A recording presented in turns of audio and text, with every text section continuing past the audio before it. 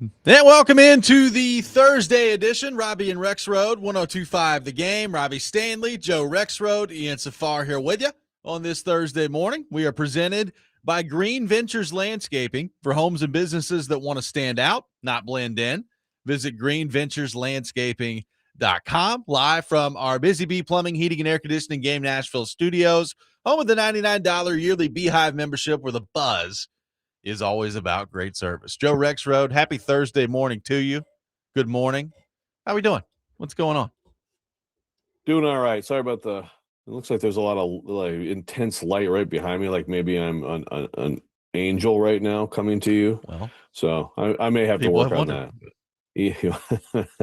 I am a little bit angelic, as we know, but yeah, I'm looking at it right now and it's kind of freaking me out. So sorry, viewer, if that's the case. I know you want more light on me, preferably. I think more light on you and just a close-up still shot of you the whole or a tight shot of you the whole program. I think that's what we should yesterday do. Right? Like there's a bunch of just me. I think that's the way to go. Yeah, I think that's the way to go. Ratings. Ian, how we doing? What's going on? Good morning.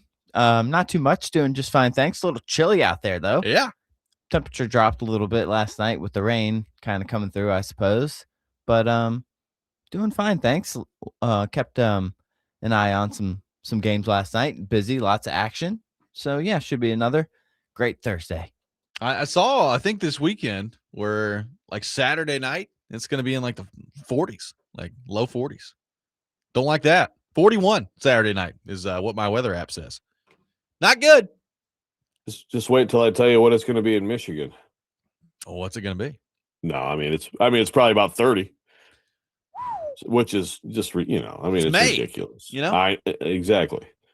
I mean, great. The sun should be strong. If you're in the sun, it might be okay. Saturday's low is 30. Okay. High of 47. Good grief.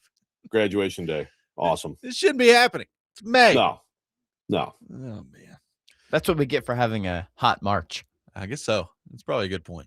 I mean, all things considered, it's pretty good March, pretty good April. True. We did get an ice storm earlier this year, so I feel like we probably evened out. We deserve something. I agree. We get a tornado here and there too. I agree. We got a lot going on the show here today. We'll have the best and worst things in sports coming up later this hour at 6:45. Charles Robinson normally with us on Thursdays at 8 o'clock. I think we are going to attempt to have him with us tomorrow here on the show, so we will get into that. I get into the Titans draft, the Chad Brinker situation, all that with Charles coming up on tomorrow's program, so looking forward to that. Take your thoughts in the meantime. 615-737-1025 is our phone number, 615-737-1025. Joe, watched a little Stanley Cup playoff action last night. I've told you I've been locked in to Tampa Bay and Montreal. Watched that whole game again last night. It was okay. I don't think last night's game was as good as some of the other ones have been in this series, but Montreal wins. They get it to 3-2. You had Vegas come back and tie the game in the last minute of regulation last night. Then they won in overtime against the Mammoths, so they're up 3-2 in that series as well. The Flyers eliminate the Penguins last night in overtime, 1-0 the final there. So Crosby and the Penguins are now going home. And it's been a really good Stanley Cup playoff so far. A lot of overtime games. And Game 6 between the Stars and the Wild coming up tonight with a chance for Johnny Hines and the Minnesota Wild to send the Dallas Stars packing tonight at home if they're able to win that game. By the way, Michael McCarron, 2 goals in the series so far for Minnesota. And there's a lot of former Preds doing stuff out there. Kind of all over the place. As someone texted, because I watched most of the third period and then the overtime of Penguins Flyers last night, which was pretty great stuff, pretty intense. And all of a sudden it's like, whoa, there's C-Mace. Yeah. So you got former Preds all over the place doing stuff in this postseason. Good to see C-Mace out there doing the Penguins Flyers. Yeah, good stuff on Chris Mason doing on the bench. I think he was. Yeah, last night between the Pittsburgh Penguins and the Philadelphia Flyers. So he's doing a little playoff action out there. So that is good to see. I think I've been so into Tampa Bay, Montreal. I thought Kucherov was awful last night. Sometimes with him, and they just flashed a stat up on the screen. He's got 1 goal in his last 19 playoff games. Like he's probably got, I haven't looked at the numbers. He's probably got like 30 assists in that span because that's what he does. Yeah. But I thought last night he was bad. Like a normal game from Kucherov, and Tampa probably wins last night. And now they're down 3-2, headed back to Montreal in a building that might be the toughest building to play in the entire National Hockey League. So we'll see how that goes. Yeah, and yet I'm still definitely not counting them out, just like the Stars tonight in Minnesota after that huge win for the Wild in Dallas. I mean, there's still so much pressure, on that home team to close out, including the Ducks tonight at home, trying to close out the Oilers. And, I'm still – it's been really impressive. And, boy, what a bleep sandwich that would be for the Oilers and their fans. To go out in the first round, but I'm keeping an open mind on that. We have a Braves fan, I would assume, Alex, wondering if you're keeping up with Tigers and Braves so far this week, which is going very well for the Atlanta Braves. Yeah, still he taunted me last night, and I as I said to him, luckily the house I was in, we had the Pistons playoff game on, so I did not get to see another bullpen debacle from the Tigers. I quickly heard about it, from other Tigers fans complaining too. But yes, I've kept up. Thank you, Alex. Appreciate that. Well, Tigers should have won that one last People just night. want to know if you're keeping up. Yeah. I know. Hey, the Braves are good, man. Yeah. Braves look pretty good. They do. How about those Pistons staying alive last night, Joe? 116-109 against the mighty Orlando Magic. Good for the Pistons. Well, yeah, and like I said the other day, I mean, Cade Cunningham, 15 buckets, 17 turnovers in the 2 games in Orlando, and also that gave him 24 turnovers in 3 games. I mean, he had 6 more last night. Like, it's still like a little too many. He's loose with the ball, isn't he? Good grief. But, you'll take 45 points on 23 shots. Yep. So that's a playoff record. I mean, the number 43 is for Pistons fans. That's a number you always go back to Isaiah Thomas in the 88 NBA Finals, because of those that was the playoff record for the Pistons forever, obviously, 1988. Of those 43, he had 25 in the third. It's one of the great performances of all time in the NBA playoffs, especially because he did it on an ankle that was blown up like a grapefruit. So, I mean, this would still not quite match that, but Cade hit the huge shot when the Orlando got it down to 3. So, they kept it alive. But again, you're still 1 loss away from total humiliation, losing to an 8 seed as a 1. As we know, that very rarely happens in the NBA. Now, speaking of things that rarely happen, I don't know that this has ever happened in the NBA. Has anybody ever blown a 3-0 series lead in the NBA? I don't think they have. I don't think so. Yeah, I don't think so either. Well, we're getting close. Lakers are up 3-0 on Houston. Houston's won 2 in a row. So they got to go back to Houston for game 6. So if Houston can win that one, get that thing to game 7, Joe, could be pretty interesting out there for LeBron and company. They thought they had this series in the bag, and now the Rockets have found something here. Yeah. Yeah, no, that's I thought Houston was better, going into the series. They've also been banged up, but that would be something. Well, we'll see if it gets down to that high pressure game 7. That'll be a big deal. LeBron obviously has, he had the incredible performance, I think, in game 2 or 3. But that would not be good for LeBron. I guess the Jordan truthers would really. Oh yeah, I'm sure they'd somehow use that against him. Yeah, I'm trying to think. I don't think. No, that is 159-0. Yeah, I'm pretty sure. Yeah, I was pretty sure it never happened in the NBA. Yeah, so we've seen that. What? How many times? It's happened a few times in hockey. Yeah, in hockey, not many, but probably like if I had to guess without Googling it, 4 or 5 would be my guess. Yeah. In baseball, I think the first one was the 04 Red Sox, I think, right? I believe against that the is Yankees? correct, yes. I think that's right, yeah. So, 4 times in NHL history, by the way. There you go. Including the 42 Stanley Cup final. Yes. Man, I didn't realize that my beloved Red Wings blew that one too. That's a tough one. That was the good old days back when they went to the postseason. Yeah. When there were 6 teams in the league. 1942. That's a quick aside. Like all these Montreal fans that always talk about, how many Stanley Cups they have. It's like, well, great. You won a lot of Stanley Cups when there were 6 teams in the league. Way to go. Yes. Not taking anything away from the Canadians because, I mean, my goodness, great fans, all that stuff. But sometimes the Stanley Cup talk, I'm like, cool. How about when the league had 30 teams in it and 32 teams in it? How many cups you won then? Sit down. One. Yep. One. Sit down. I mean, what? How many did the league have? Like in the 70s, they obviously had a hell of a run. Yeah, I don't know what the league was there. That counts. Yeah, for sure. We count that. But I mean, some of the talking that they do just gets on my nerves, which is why I'm heavily rooting for Tampa in this series. We'll see how that goes. By the way, K-Dot put this on the YouTube chat. I saw this floating around yesterday. There was a fake Elliott Friedman account that I guess posted some fake Predators jerseys that were coming out. I think the name of the Elliott Friedman account was Elliott Fried Egg, which is just objectively hilarious. But people were running with this yesterday as like, oh yeah, Predators are getting new jerseys. That is not real. That is fake. Yeah, that's a good fake account. That's kind of a weird thing. I mean, I'm sure he had a lot of other stuff, but you know what I mean? Like that. It's very specific. Going, yeah. An alt jersey for one of the league's franchises. Yeah. Oh, Vingan is he's back on the YouTube chat. In the chat. Dude, Vingan, like right away. Like sleep a little bit. Now he may not be able to sleep. But if you're not able to sleep because you have like dad duties, why are you immediately on our YouTube chat? Ed says, from New Jersey, I'm listening to a Nashville sports show, and I got to be reminded of my 04 Yankees choke. Why don't you give me a paper cut and pour lemon juice in it while we're at it? Sorry, Ed.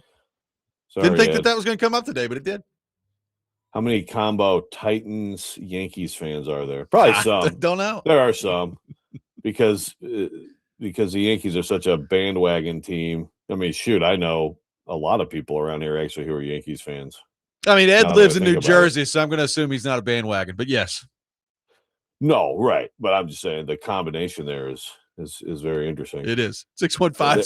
Go ahead. I was just going to say, I mean, at least, Ed, sorry to remind you of that, but at least you're not a Jets or Giants fan, especially a Jets fan, right? Well, at least you're going to get to watch Cam Ward and Carnell Tate light up the league for the next 12 years. A couple Super Bowls in there, too. You said it. I'm just saying. 615-737-1025 is our phone number. 615-737-1025. Off and running on Robby and Rexrode. I got a hypothetical that I want to throw out there for Predators fans and gauge their interest in, and gauge Rexrode's interest in. I'm happy to do that coming up next. Robby and Rexrode, 1025 The Game.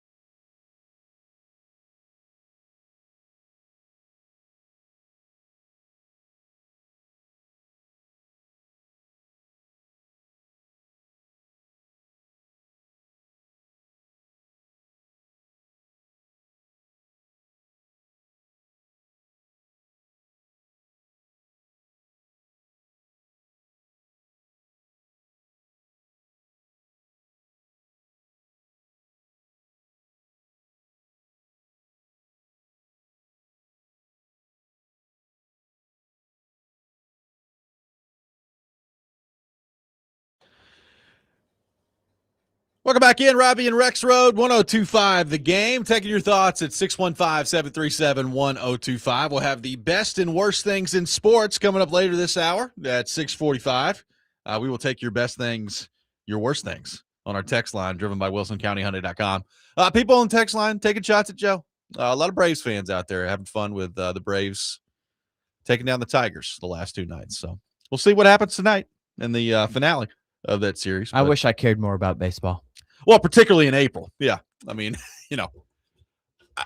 I am, I think extremely casual will be the way that I would describe my baseball fandom. Extremely casual. I probably pull for the Braves more than I do anybody else, but I don't really have a team. I like playoff baseball, but April baseball in Major League Baseball is tough for me to get behind. Tough for me to get there. Like Kuharski will watch every Yankees game. Like, I have a buddy like every night, and I'm like, I don't know how you do that. Like, I can't do that. I don't even think, like, Joe, you don't watch every Tigers game, do you? No. Well, I mean, shoot. I tried to watch the Braves Tigers the other day on TBS, and it was blacked out. I'm like, really? Braves Tigers is blacked out in Nashville. Okay. Baseball, good stuff. It was on TBS. Blacked out. Oh, I guess it was probably on the regional sports network. Yeah, maybe so. Do they still play on that FanDuel, the Braves? I don't think so. I'm not sure. I don't think they do anymore. Okay. So anyway, the answer is no, but I do watch as much as I can. And, it's a totally bandwagon thing. If they're good, then I watch or follow a lot from all the way through. And if they're bad, I forget they exist. It's great. It's a great way to be a fan. I highly recommend. It's good stuff. Fans. So I got a hypothetical I want to throw out to Predators fans, and Joe, I want to get your thoughts on this too. So if you've been following this, there's all this drama going on up in Ottawa with Brady Tkachuk, okay? And there's, he does a podcast with his brother, and they start talking about stuff all the time. And people are getting the vibe that Brady doesn't want to be in Ottawa. Now, this has come up probably on and off, Joe, of like whether or not Brady Tkachuk actually wants to be in Ottawa long term for probably like the last 3 years, right? And it's been a constant conversation to the point where yesterday Brady Tkachuk had his end of season media day stuff with the Senators after they got eliminated from the playoffs, and he basically talked about it. He's like, "Yeah, this is pretty annoying. This is something that is becoming a distraction for me, becoming a distraction for the team, and." It's a lot of chatter that happens up there. So he has got, at this point, I believe 2 years left on his current deal in Ottawa, which would mean that he is eligible to sign an extension in Ottawa next offseason. So my guess is, Joe, rubber is going to meet the road in some way over the next year here with Brady Tkachuk. He's either going to sign an extension in Ottawa or the trade chatter around him is really going to pick up over the next year. There's people who think that they should just go ahead and trade him this offseason, all that stuff. So I don't know what's going to happen this offseason. My guess is nothing is going to happen this offseason. But, Joe, as somebody who watched his brother play in a cold Canadian city that basically forced his way out and ended up in sunny South Florida and has since won 2 Stanley Cups and an Olympic gold, I could probably see Brady taking a similar path of getting out of Canada, getting down somewhere south, and playing for another team here at some point. If you force me to guess as we sit here today on April 30th, 2026, that's what's going to happen. He ain't going to be in Ottawa long term. So with all that in the backdrop, Predators fans, just like a lot of these other teams, have thrown the idea out there of what about Brady Tkachuk? Would it make sense to go try to trade for Brady Tkachuk? Now, I saw some discourse on this yesterday from some Predators fans online. And one of the things that they talked about was the Predators aren't a Brady Tkachuk away from winning a Stanley Cup. And I would agree with that. They're not a Brady Tkachuk away from winning a Stanley Cup. I would say that the difference is Brady Tkachuk is not 36 years old. He's not 35. He's not 34. It's not like when you went and signed Stamkos and Marchessault and all these guys, and it was, you figured you needed to win in a couple of years to maximize what they had. Brady Tkachuk's 26 right now. 26. Right. So when he becomes a free agent, he will be 28. So it's just a much different situation. So, when you look at him, it wasn't necessarily a great year for him. He only played in 60 games. He had 59 points, so it's almost a point per game. Last year he had 55 points, but it's a far cry from a few years ago where he scored 35 goals, had 83 points. The next year had 37 goals. Like, he needs to start creeping back up into that territory. But if you watch him in the Olympics, Joe, I mean, the dude's an absolute gamer. I mean, when it matters, and I say this knowing that he just went through a playoff series where they got swept and he didn't have a point, so that can be brought up. But watching him in the Olympics, the dude's a gamer. So my question to you is, if it plays out eventually the way I think it's going to, and he is not in Ottawa long term, how much should the Predators be interested in that, in your mind? Yeah, very. I'm really surprised. Like Redemption, no, don't want him. They don't need to get Chuck. They need to get younger. It'll keep him in the mushy middle. Loppy 87. He's still too old at that age. I don't understand that at all. How long do you guys think the Predators are going to be bad? Like, do you think that they're going to be bad for 12 years? So you can't sign a 27-year-old or a 26-year-old, or even if he makes it to free agency, a 28-year-old? Like, I'm really curious as to how long you guys think the Predators are going to be bad, that a 27 or 28-year-old's too old. Yeah, I get the idea of getting younger, and they will, and there will be a lot of younger guys. It's okay to have like one of your best players get into their early 30s, as you hope the young guys at that point have established themselves and have a really strong nucleus on top of that, and then whatever else you might add. But yeah, I think it's a no-brainer. I mean, I think it's a no-brainer for anyone. If you don't want him, that's again, I just mentioned the production. It's gone down a little bit the last couple of years, and you can make arguments either way for that. But like, if that scares you off, okay, that's fine. Like, I understand, I have no idea what he's going to command on his next contract, but he's making $8.2 million right now. It'll be more than that. So it's going to be a significant investment if that's the way it goes. But if your reason is he's 27, like that, to me, frankly, that's a stupid reason. Like, you got to come up with a better reason than that. Yeah, it's just, you talk about the mushy middle. If that's a problem, then you're planning for worse than the mushy middle. You're planning for a Red Wings decade or a Sabres, the idea is it is possible to go younger, to sort of rebuild, recalibrate, and bounce back. Because again, on the backs of the really young guys who are great picks, because they're going to be great players. Don't know if that's true or not, but it's possible. Yeah, I just, again, you're probably not even talking about this offseason, but this is the type of thing that NHL GMs are going to have their eye on, right? Like, if he doesn't get through the next season and sign an extension with Ottawa, which if you force me to guess right now is probably the way this is going to play out, well, then you're going to find people that are really interested in bringing in Brady Tkachuk to their team. So the next general manager, like, if you're looking to add impact players, I mean, if I'm the Predators, if I'm several other teams around, like, you're going to have your eye on this situation. I just, I understand the Predators have guys that are old right now. You're working younger guys into your lineup. This idea that you just can't sign anyone until, like, Brady Martin is ready, or like all these young guys come up together at the same time, like, it's just asinine to me. Like, it's a crazy way of thinking. Yeah, like, you have to, and that's what they're saying. Like, wait, if the young guys show promise, then you go get a Brady Tkachuk. Well, I mean, you can't. I mean, you have to do things when they're available, and this is possibly a rare opportunity. So, I mean, you are banking on some guys developing, and if they don't, well, then okay. Well, having Brady Tkachuk still makes you better.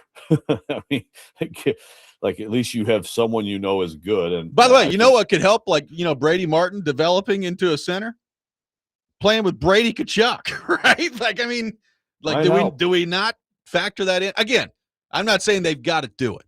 I'm just saying, like, you got to come up with a better reason than, well, he's 27. Like, that's ridiculous to me. Yeah. Yeah, that's it. That surprises me. That's a little bit of a curveball for me today. Yeah. I mean, again, I don't think this is going to happen this offseason. Like I think this is probably something that, you're keeping your eye on down the road. Probably a year from now is when this could really get interesting here. But I just think it's an interesting hypothetical, and the response to it, I think, is kind of why I think it's interesting, because he's a polarizing guy in terms of the way people view him. Now, like the age stuff to me is ridiculous. I think there are some other reasons where, like, if you think if he's already reached his peak with the way that he plays, I can listen to that. Like, right, he plays really straight line, physical guy. He's a guy that, was a 37 goal scorer. He's not been that since then. So why? Like, is he ever going to get back to that? All those things are valid. He's 26. Can't do it. I don't have much time for that. 615-737-1025. Our phone number, 615-737-1025. We'll take more of your thoughts on Brady Tkachuk, plus a really cool event coming up this weekend that I want to make you guys aware of, that we'll talk with David Coldiron about coming up next. This is Robby and Rexrode, 1025 The Game.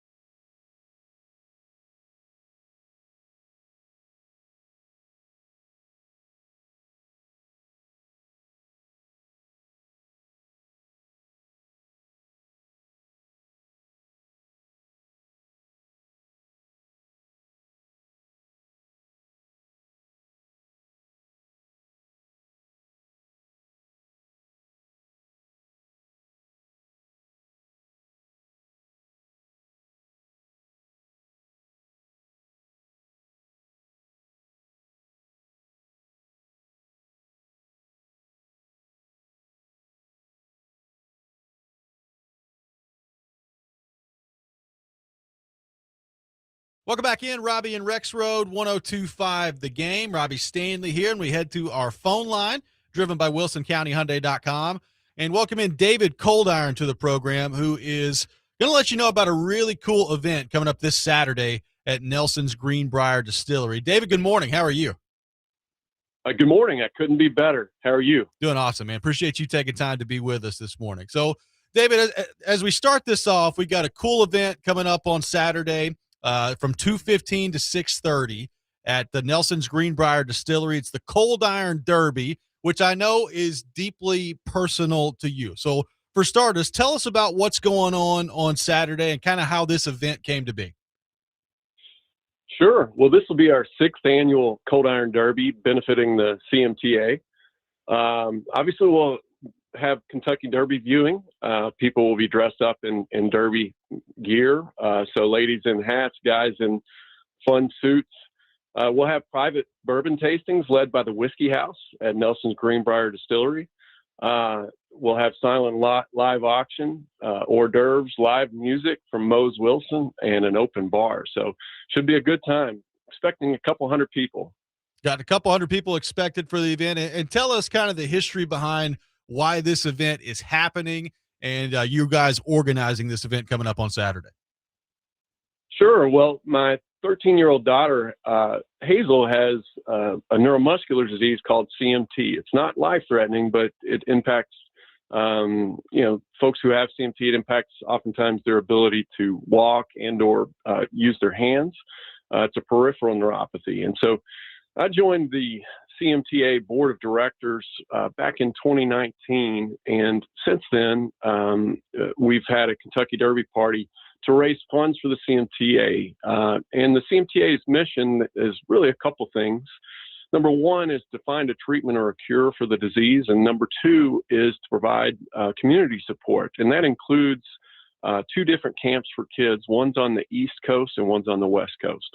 So if you're wanting and you're listening out there and you're wanting to help support this event, you can go to rosewoodtn.com. Again, rosewoodtn.com. But David, tell us about some other ways if people are listening out there that either they want to attend coming up on Saturday, they can help out, or maybe they can attend on Saturday. What are some other options that they can do? Sure. It is open to the public. We'd love for everybody to attend who can. If they can't attend, the same website, rosewoodtn.com, has the ability to donate, and 100% of funds go directly to the CMTA. So you mentioned this CMT and your family dealing with this. You know, you're talking 1 in 2,500 people that this neurological disorder affects. You know, obviously, I've seen some videos of your daughter Hazel and just her battle that she's going through. It's been really inspiring to watch her. Just kind of talk to us about how she has dealt with this and maybe the inspiration that she's been to you and your family. Yeah, well, thank you. I appreciate you saying that. You know, she's a wonderful girl. She does deal with the CMT, but she's a very joyful girl. She's a great daughter, a great sister. She has a lot of friends, and so she seeks out opportunities for her to maximize what she can do, and she doesn't focus a lot on what she can't do. So we're very blessed to have her in our lives. And again, you can check this out at rosewoodtn.com. This event coming up on Saturday at Nelson's Greenbrier Distillery. David, any last thing that you'd like to point out here? You know, you mentioned the event coming up on Saturday. We mentioned where you can go to donate here, but as you look at kind of the way that this continues to be an annual event for you guys, it just seems like a really fun time. So I just want to give you the opportunity here to let our listeners know about just what to expect again on Saturday if you're coming out. Sure. It will be a good time. We've grown the event every year. People who attend tend to come back the following year. Hopefully that says something about the event being fun. And so most of the time we're just focused on having a good time at the event, and the fundraising is a byproduct of that. So we'd love for folks to come out, and they could either purchase a ticket, a standard ticket, but they can also purchase a ticket, a premium ticket that allows them to have a bourbon tasting led by the Whiskey House here in Nashville. Absolutely. That sounds great. Well, David, thanks so much for taking time to be with us this morning. Looking forward to the event coming up on Saturday. And again, you can check that out if you're listening at rosewoodtn.com. David, thanks so much for being with us. Thank you. Really cool event coming up this Saturday at Nelson's Greenbrier Distillery. Again, check it out at rosewoodtn.com. The Cold Iron Derby, and 100% of those proceeds go directly to CMTA. So check that out at rosewoodtn.com. We will have the best and worst things in sports coming up next. We'll take your best things, your worst things on our text line driven by WilsonCountyHyundai.com. I have a feeling a lot of people's best thing is apparently going to be the Braves taking down the Tigers. Rexrode receiving a lot of shots on the text line so far this morning. Keep those coming as well. More coming up next. Robby and Rexrode, 102.5 The Game.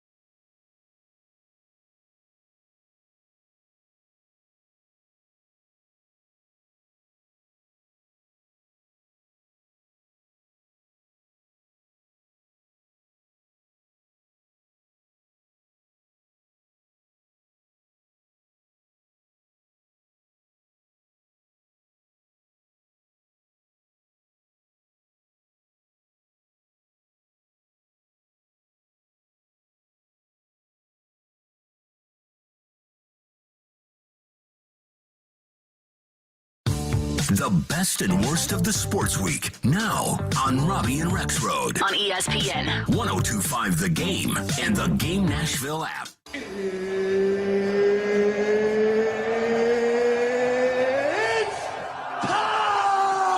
This is the worst. You look like you're feeling sorry for yourself. He's one of one. He is him. This is a Coke bottle. It's not a crystal ball. when I woke up this morning, I was feeling pretty dangerous. Okay, let's go.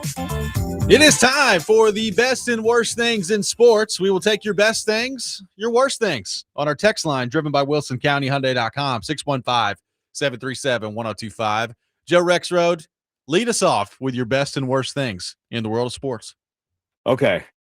So my best in sports is that although it may not work out and it may have been a little bit of a reach and who knows what the heck's going to happen with the NFL draft and how it's going to turn out, my best is that the Tennessee Titans at least are bringing in a wide receiver picked in the top 5 of the draft to join their offense and help their young quarterback, along with a running back in the 5th round. I think is actually going to be kind of exciting to watch too. And we'll see how it works out with Nicholas Singleton, but 2 skill position players on offense, because yes, it's the most important thing is winning. If the Titans are winning next year and they're winning 16-13 because they've got this salty defense, no one's going to complain, but there's still like just a real desire to see touchdowns and points at some point in the city of Nashville. So that's my best in sports, offensive skill. My worst, I have to do a quick tie on the worst. Okay. One is just the Chad Brinker thing, just because it's like the Titans can't go more than like a couple months without people being like, gosh, what's going on with the Tennessee Titans?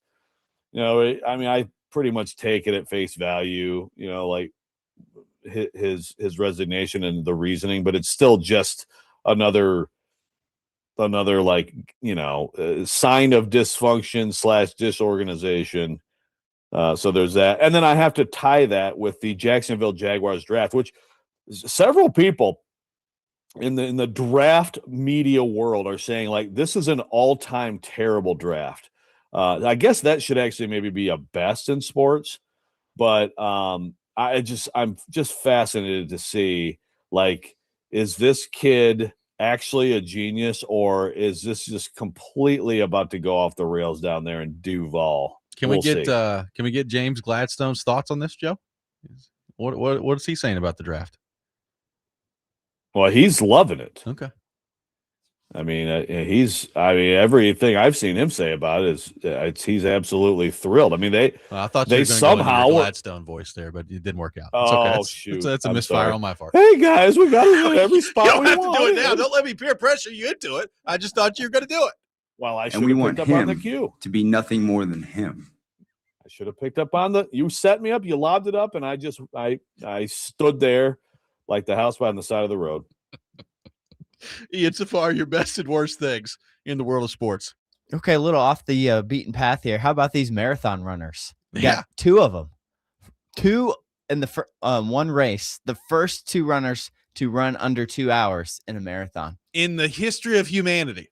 Crazy. Human history. Can imagine, first runners under 2 hours. Imagine breaking that to 2 and still coming in second place. I was telling Joe, I don't know if I could drive that. I don't know if I could drive in that amount of time. I mean, the marathon. The winner, Sebastian Sawe, I guess how you say it, from Kenya, he beat the record by 65 seconds. Yeah. So I don't know. That's a long time. That's pretty impressive right there. We'll throw a little off the beaten path for the best. Also, little side note, best live golf on life support. Yeah. Oh, it's coming to an end. Hate to see it. Yeah. Oh, hate to see it. So that's tough. Yeah, that's a tough one right there. And I don't know. This is not necessarily a weekly worst. This might be a little get off my lawn kind of thing here. I put this into the group text. Admit in the middle of some yelling. But what about the NBA playing blaring music during the middle of the game? Yeah. How long has this been happening? Maybe I've raved about this before. It's been going on for a while, I think. Yeah. I've probably noticed. Silly. And it's just like, okay, you can barely hear what's going on. The music is very loud. Yeah. And I'm all for it. I love all types of different music. It's not like, oh, this is rap music or whatever. I think the volume's gone up on it though. It seems louder. It was pronounced. And throw in there Reggie Miller. Awful. Awful. Poor Tirico stuck with Reggie Miller on a broadcast. You put Tirico, top-notch guy, you're stuck with Reggie Miller. There's my 2 worst. There we go. Some basketball, some NBA in there. Yeah. I like it. My best thing in sports, I'm going to be very specific here. First off, shout out to the Cadillac Championship taking place this weekend in the PGA Tour. Scheffler's playing, so I know Rexrode will be all in for that. Open ice hitting in the Stanley Cup playoffs. Open ice hitting is a lost art in today's NHL. You just don't see it a whole lot in the regular season. And there's a combination of reasons for that. Number one, it's hard to catch people nowadays in terms of the perfect hit. And it's just it's not really as physical as a game as it used to be because it's much more fast and it's much more skilled. So I'll take that trade-off. I think it's a good thing. There have been some mammoth hits so far in the first round of the playoffs, and it is awesome. I love it. I mean, there was an open ice hit in the Tampa-Montreal Game 4 that I was like, this is awesome. This is amazing. So the physicality that I'm seeing in the playoffs so far, big time fan of it. I think open ice hitting, a little bit of a lost art in the NHL, and I'm glad to see it making a little bit of a comeback now so far in these playoffs. So that's my best thing in sports. My worst thing in sports, kind of a combo here.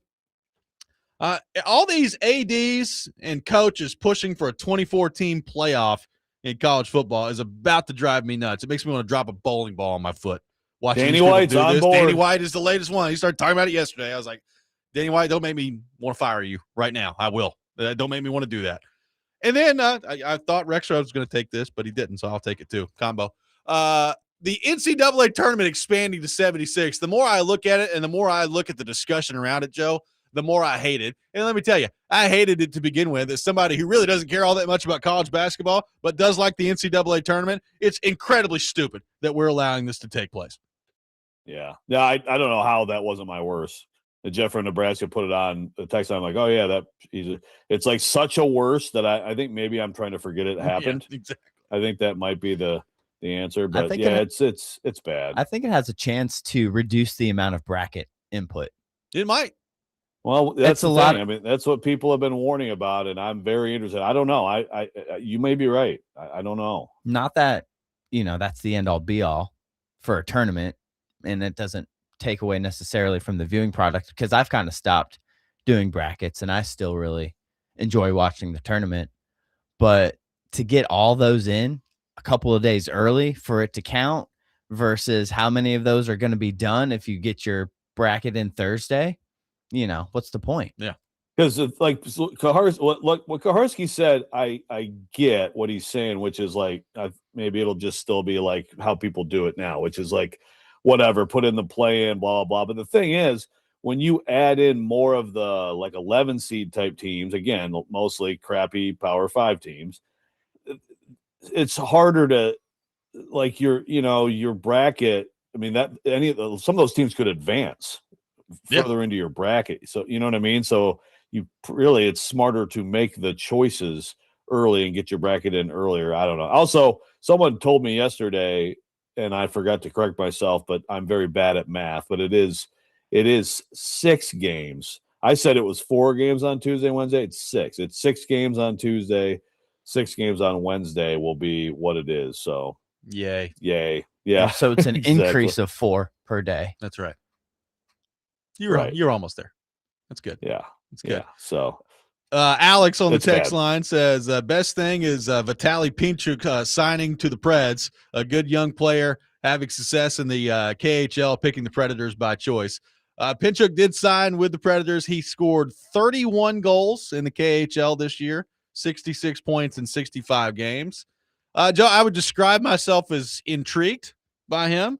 I have seen basically all over the map this KHL stuff with how it actually works out with people in the NHL. So I am interested to see what he looks like with the Predators, but I've seen, Panarin came over, worked out pretty well.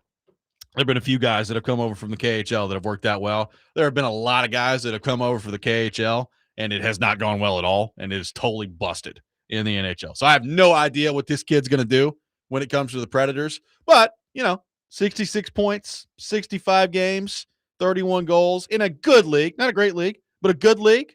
It's intriguing. So good for the Predators for getting him in there. Yeah. Hey, bring in some talent, man. Yeah. Absolutely. Keep the expectations, within reason, but there could be something there. Sounded like there was a market for him. Yeah.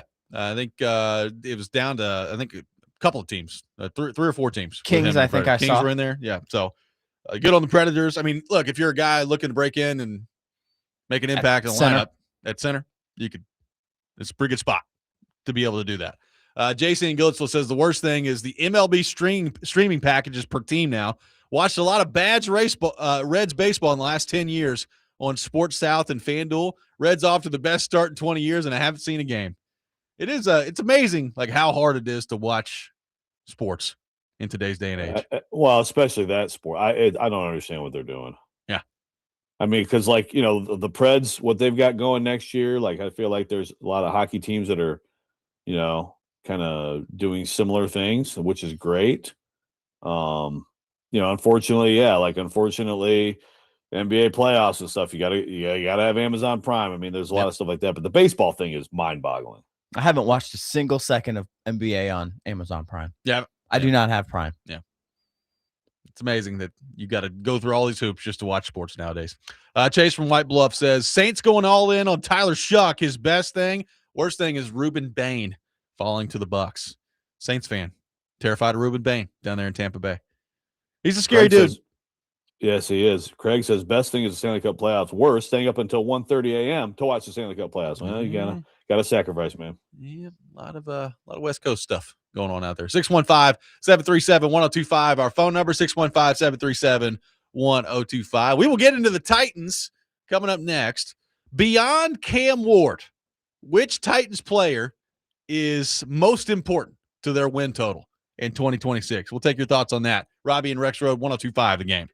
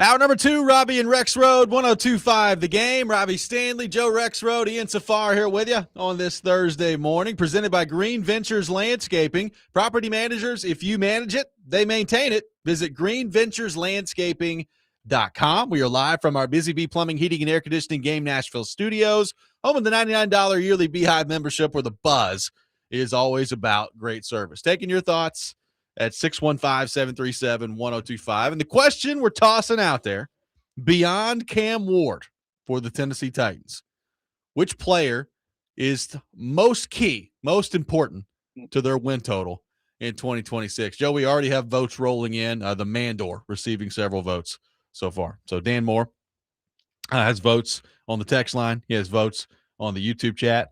One texter says it's Dan Moore. He's only as strong as your weakest leak out there. So the intriguing part to me about this question is I think you could go a lot of different ways with the answer. Like, I can think of about 6 or 7 guys, and I did not do that intentionally, 6 or 7 guys that I think you could actually go with here, at least in my opinion. But, Joe, let's turn this to you first. When you think about the 2026 Tennessee Titans and you remove the quarterback from the discussion, which Titans player is most key to whether or not this team is going to be any good coming up in 2026? Yeah, it depends on how you want to look at it. I will say quickly, Dan Moore's not the weakest link. So that's the thing, right? Like, I mean, he's not the strongest link either. We don't think he's the weakest link. Yeah, that's the thing. Like, if he were the weakest link, that'd be pretty good for this team because he's okay, which is an upgrade. But that may be the nicest thing you've ever said about him. Well, hey, man, Mandor, you're okay. No, but I do think of him. How do you want to look at this? Most important for your win total. You could make the case. I'll say Jeffrey Simmons being last year's Jeffrey Simmons. You could go.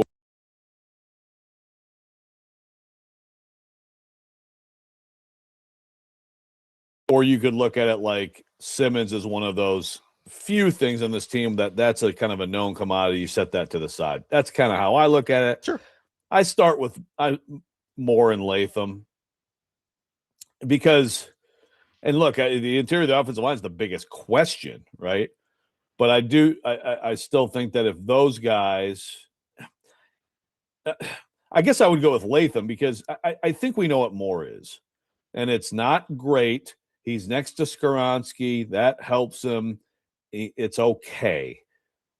Latham, and I know like one offensive lineman might be a weird thing. I mean, the other guy I thought of, honestly, was Carnell Tate. Yeah, because he's on the list. He's such an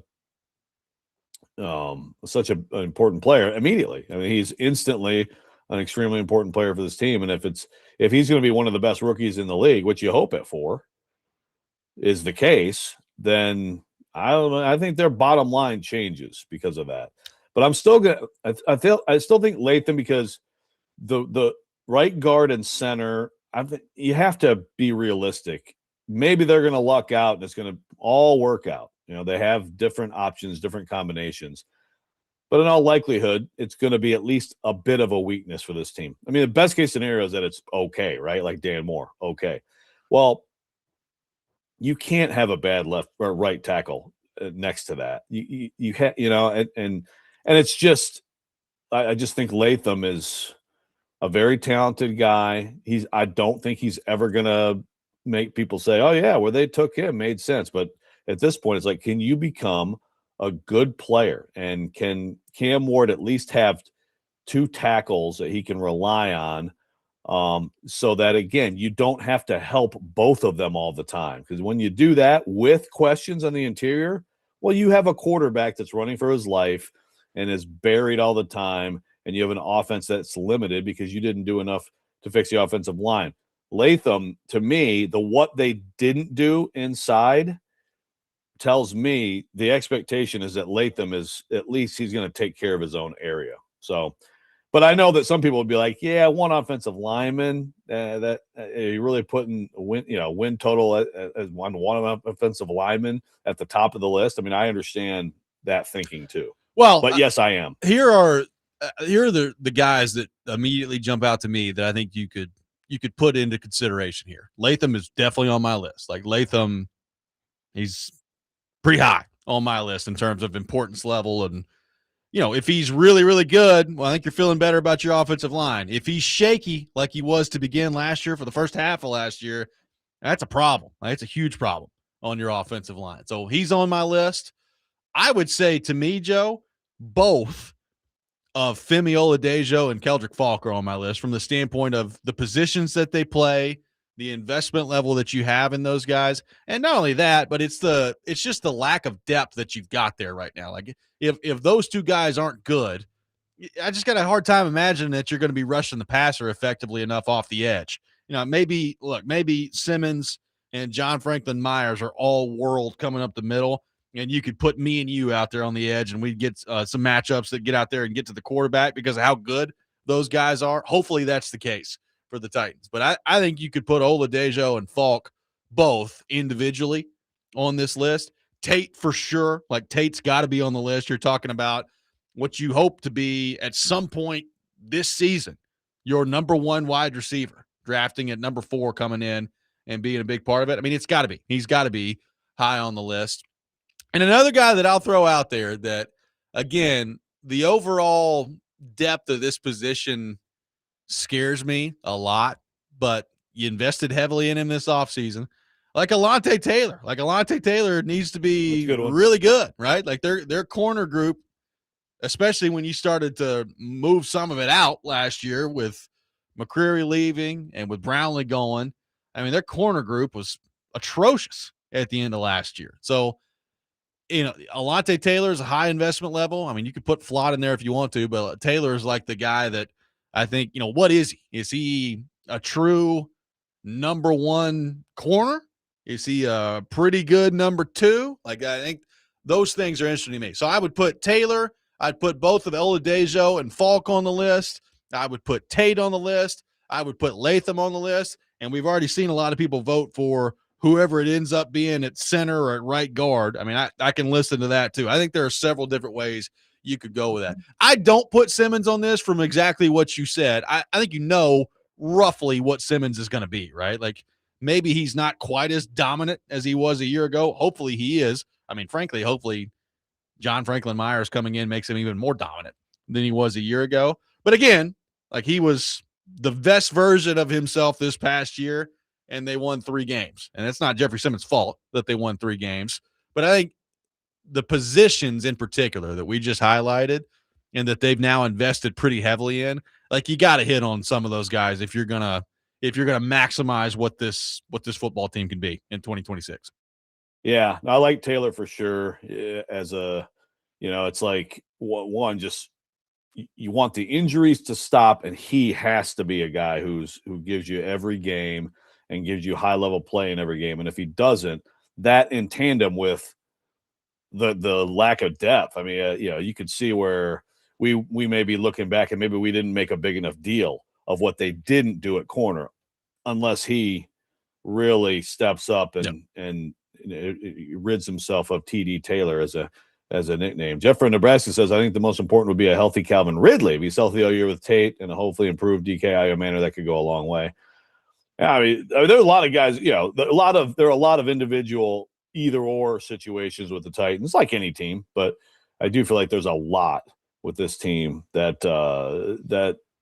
it's like if 65-70% of them go the Titans way, what is that? That could mean 2-3 more wins right there. But that's we're trying to isolate it to single people. I think Jermaine Johnson is really important too. Yep. It's basically the same thing that you said. It's like it would be really bad for the GM and like the big picture future if Oladejo doesn't take a big step and it's like, okay, that just doesn't look like a good pick, and then Falk isn't ready or whatever. Like if Johnson is pre-Achilles Johnson, that would at least mute that a little bit as an issue. But you got to have, I think, among those, among that edge group, you got to have production, and you should. If he's solid, and again, if Falk is really worth moving up into the first, like you said, those interior guys should provide really good opportunities for those edge guys to make plays. So we will take your thoughts on this. Beyond Cam Ward, which Titans player is the most key to their win total in 2026? We'll take your thoughts on that on our phone and text lines driven by WilsonCountyHyundai.com, 615-737-1025. Robby and Rexrode, 1025 The Game.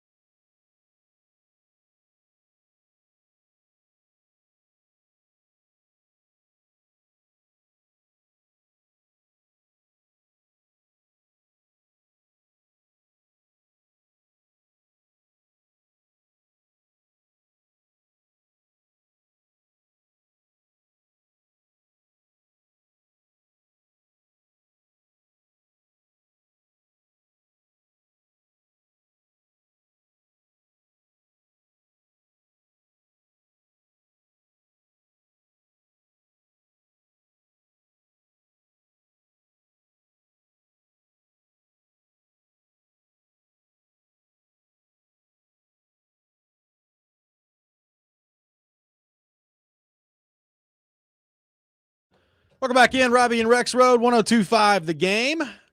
Taking your thoughts on our phone and text lines driven by WilsonCountyHyundai.com. Our football offseason coverage brought to you by Tennessee Brew Works, the official craft beer of football offseason coverage here on ESPN 102.5 The Game. Throwing the question out there, beyond Cam Ward, which Titans player is the most key to the Titans and their win total in 2026? Now, there's votes all over the map on this, Joe, from the interior of the offensive line to either one of the tackles. Not as many for Carnell Tate as I expected, at least to this point. But look, to me, he might be at the top of my list, Joe. And like if he's great, that's going to be a pretty big factor for the Tennessee Titans. If he is not very good or slow out of the gate or doesn't live up to what you think you're going to get from him in year one, I mean, beyond even the long-term future of him, like to me, he's a big deal in this offense. I mean, frankly, because I hear the talk on Ridley. To me, Ridley, if he stays healthy, actually gives the Titans good depth in their receiver room. And if he's not, you're talking about, all right, well, you're immediately throwing DK and Io Manor kind of back into the fold on a more consistent basis, which is fine. I mean, hopefully those guys take a jump from year one to year two.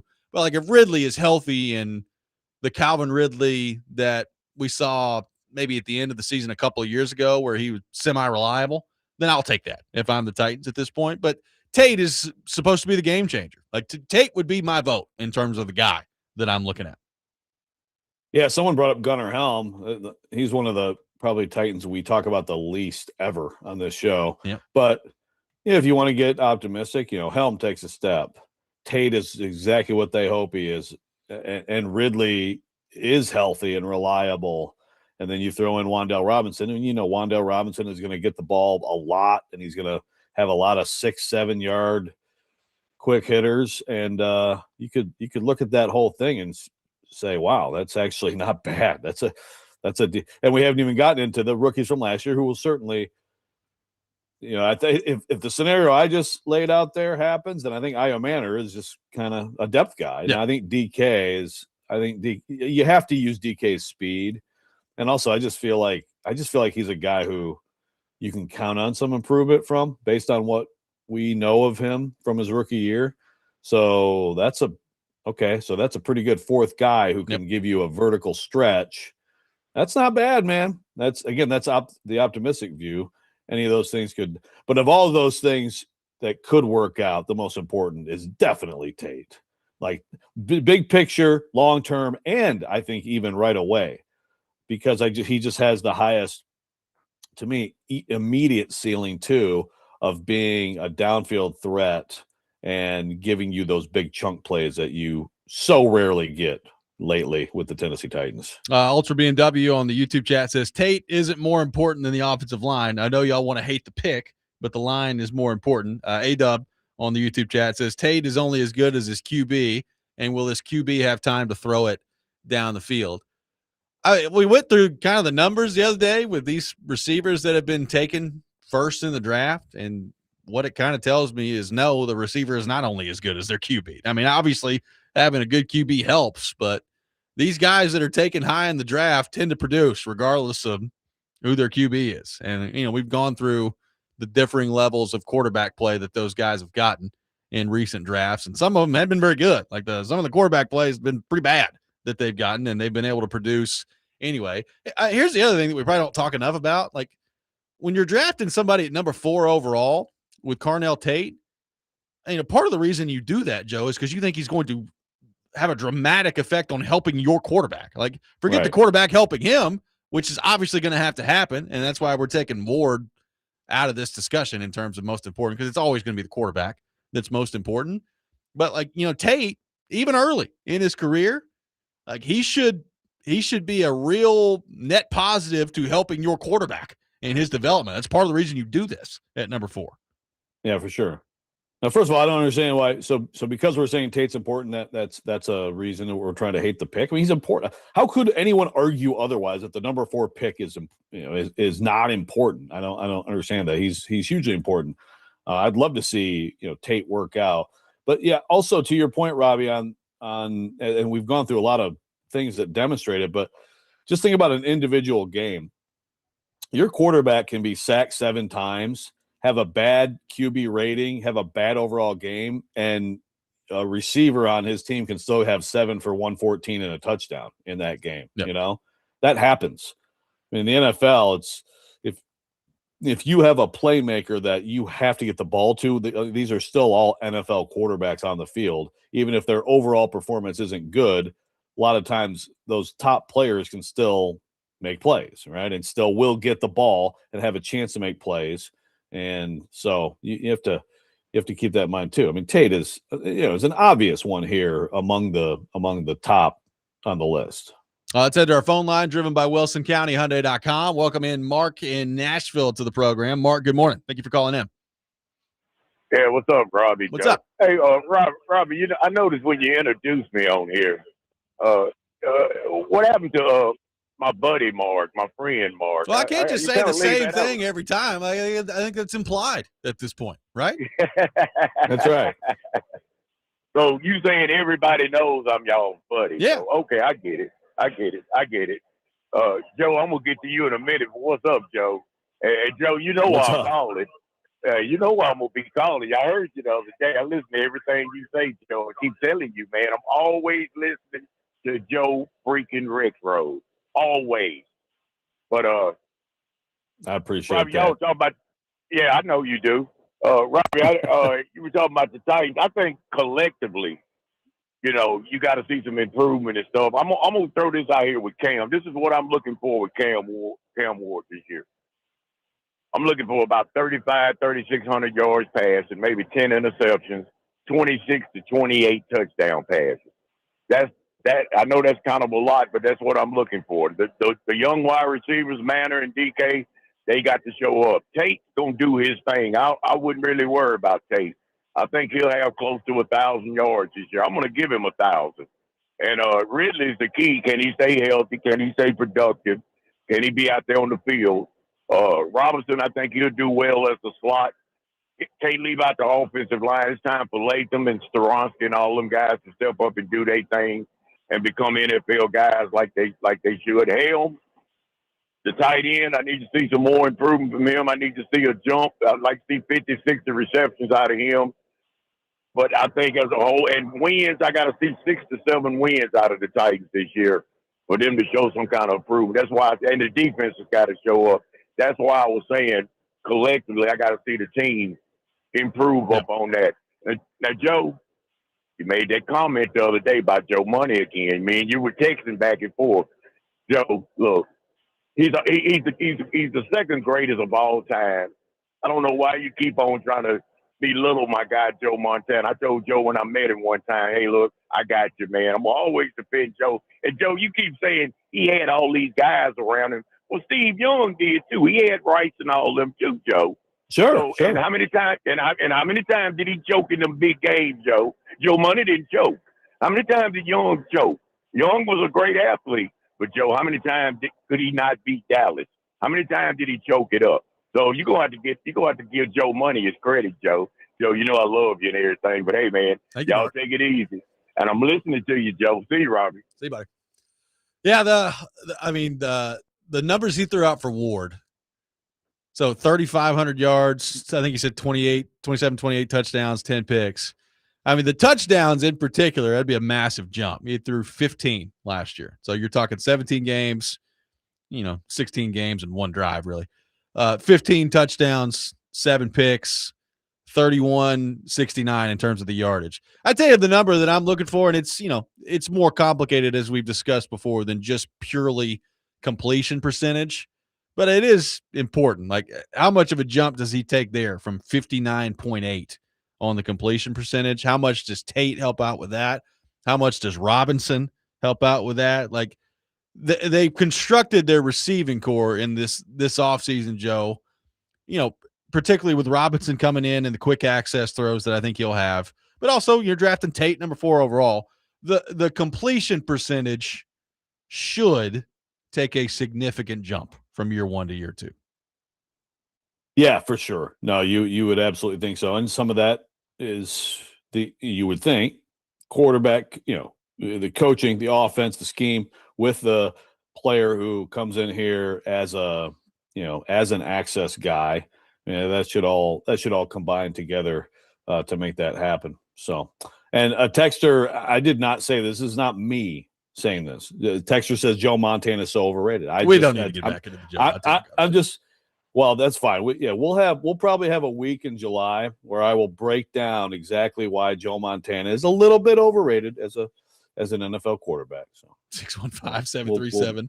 Just brace Stay yourself tuned for that, Mark. Yeah, that's right. 615-737-1025 is our phone number. More of your thoughts to get to on the Titans. We will do that coming up next. The Rob Rant later this hour at 7:45. All that ahead. Robby and Rexrode, 1025 The Game.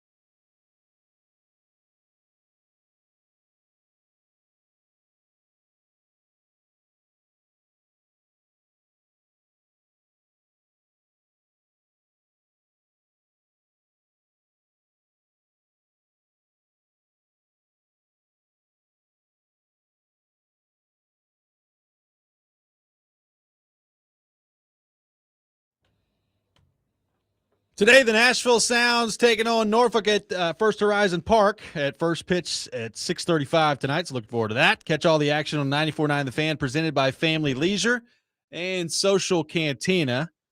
Always a good time with the Nashville Sounds. Taking your thoughts on the Titans at 615-737-1025. Our phone number, 615-737-1025. We will have the Rob rant coming here in just a few minutes here on the program. Going back to Ward, the completion percentage. I think one texter says he wants to see it or a YouTube commenter said they want to see it at 67% next year. That would be a huge jump from 59.8 to 67. Joe, I don't think it has to jump that high, but I would like to get into, the low to mid 60s. That'd be nice. 62, 63, somewhere around there I'd be happy with. Yeah, and certainly Wan'Dale Robinson should be a factor there. And again, not just Wan'Dale Robinson, but a coach who coached him, drafted him, knows how to use him, wanted Cam Warren at his offense a year ago, et cetera, et cetera. By the way, a lot of people have voted for Dable in this conversation we've had in terms of most important to the win total moving forward. We have focused it strictly on the players, but I understand the temptation to go with Dable. There's no doubt that the coaching element of this extremely important.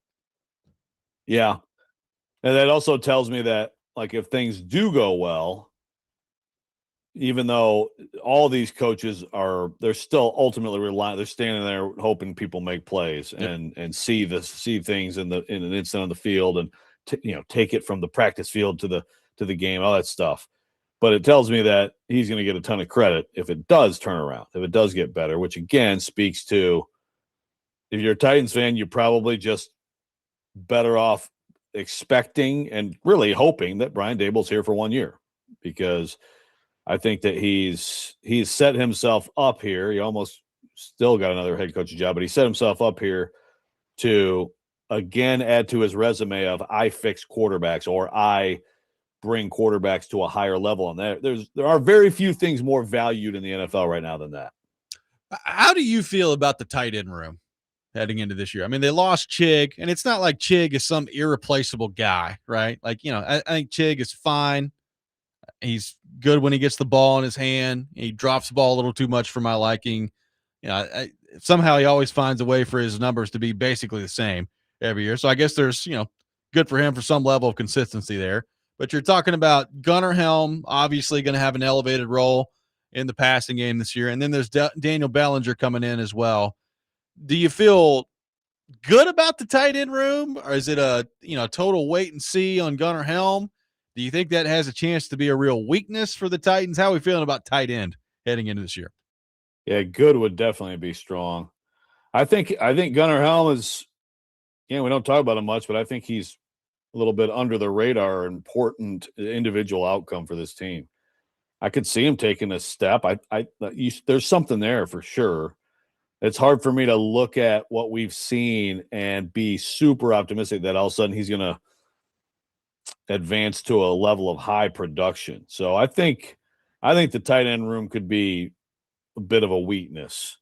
But again, it's year two, and it's a new system, and Bellinger's fine. It's a solid ad. But I think that's a position that probably at some point soon they're going to really need to add someone dynamic. They don't have it now. Can they just be solid, at least solid in line? And then can Helm take another step? Then I think at least it's fine. It's okay. I don't know that the ceiling is much higher than fine. Well, hopefully Bellinger makes a big difference in the running game with the ability to block. I mean, he's not gonna do much in the passing game. I mean, it is what it is. I think last year he played 16 games. What do you have? 19 catches for 286 yards and 2 touchdowns. So you're talking about a guy that's been in the league for 4 years at this point, and in 4 years has 88 catches for 934 yards. So he's just not going to do much in the passing game. Gunnar Helm is the guy from the tight end position that's going to have to be your go-to guy in the passing game. He had a fine rookie year, right? 44 catches, 357 yards.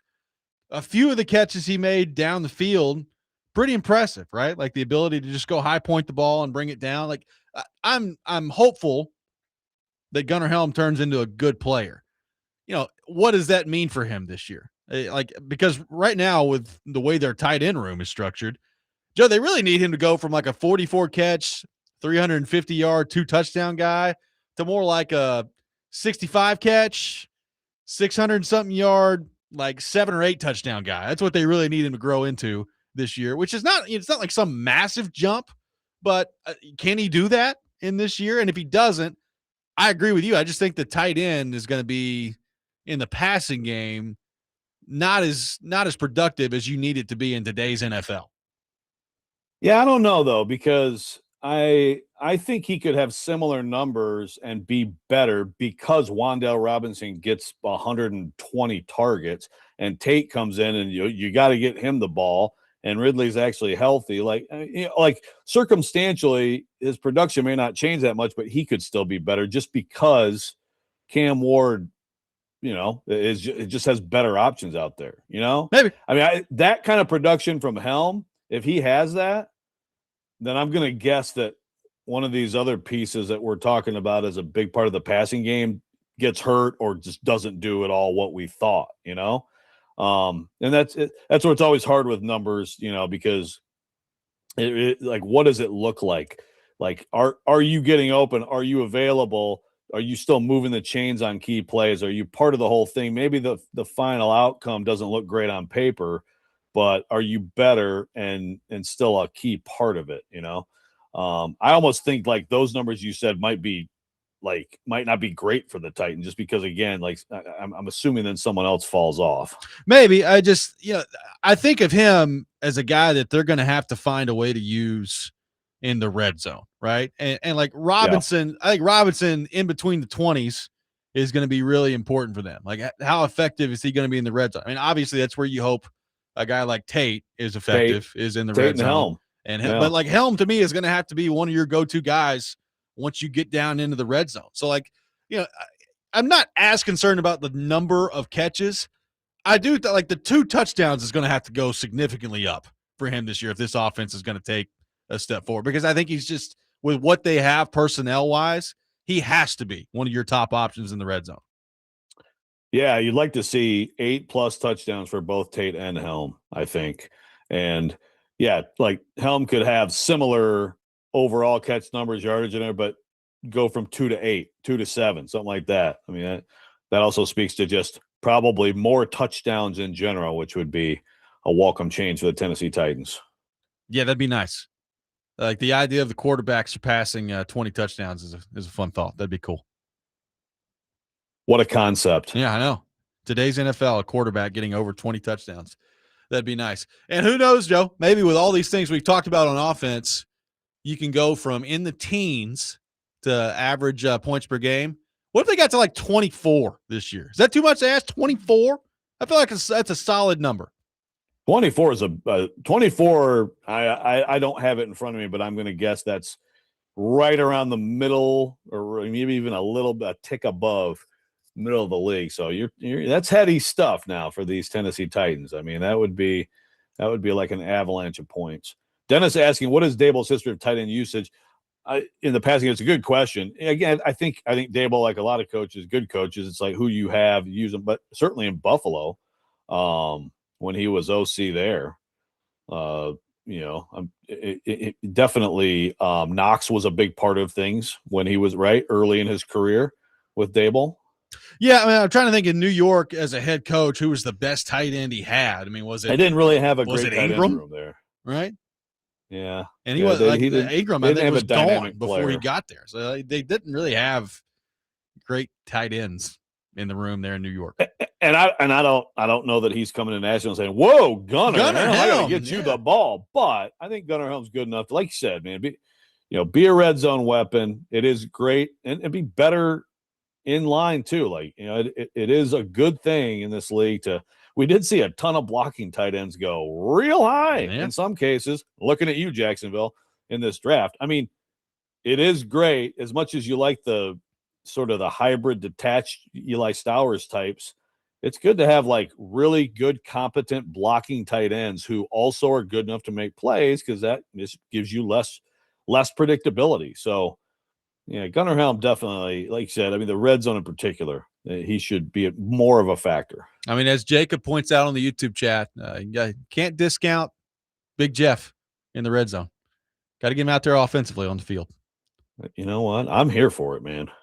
They need How like about some Franklin Myers as a lead blocker. Yeah, I need Dable to get creative. We need some package that gets Simmons, Franklin Myers, and like Femi all out there at the same time. Oh, I like that. Yeah, Femi. I mean, if Femi still can't like rush a quarterback this year. What about him as a tight end? Levis, get him out Speaking there. of the tight end room, yeah, there you go. Levis still on the team. Fade away to Levis in the corner over there. Just let him go up and high point the ball. I meant to ask. Harsky was too busy running his mouth about dumb crap that he doesn't know anything about and can't read. But I meant to ask him yesterday, like, what is the first day of avail? Because I need. Now, of course, I don't know who they'll make available, but like the first Levis interview still with the Titans is going to be great. I agree. Just can't wait for that. Is he going to have one? Is he required? I think you got to go. You got to go find him if you're PK in there. Well, so here's the thing. Vrabel actually changed the Titans policy in the spring when they used to have open locker room in the spring, but it's not required by the NFL. So I don't know what Saleh. I mean, I doubt Saleh says, yeah, let's bring that back. I mean, people were mad about that. Oh, yeah. People were mad at Mike Vrabel. Can you imagine? Hard to imagine. Guy who got a standing O, apparently, from Pats fans. But good job, Pats fans. But he had this whole sit down with us about taking players away, and why and all this stuff. But you should be able to basically get guys coming off the field. So, yeah, there will be at some point a crowd around young Will Levis talking about his future with the Tennessee Titans. Look forward to it. He'll be very excited for that. I'm sure he will. 615-737-1025, our phone number. 615-737-1025. The Rob Rant coming up next. You're listening to Robby and Rexrode, 1025 The Game.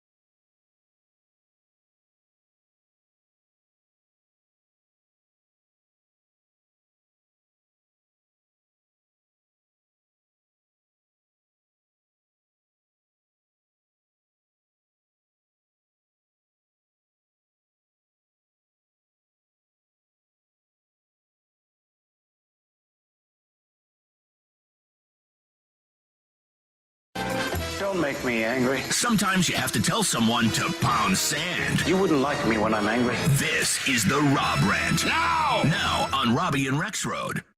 Mike, is there a single fan out there that's smart at all, or are they all stupid? Let us know. I like when you look at a guy from behind and he's got a wide ass. I got to say that. You know, whatever happens, we just hit another player. I've also been a child who pooped my pants. Let it go. Let it go. Let it go. This would be Danny White, don't make me want to fire you right now. I will. Are you going to fire yourself? Because you need to be fired. day 3. I don't. School still out. We're going to All day. Frozen. I've got other words I can say, but I'm going to hold those off. Here comes the sun.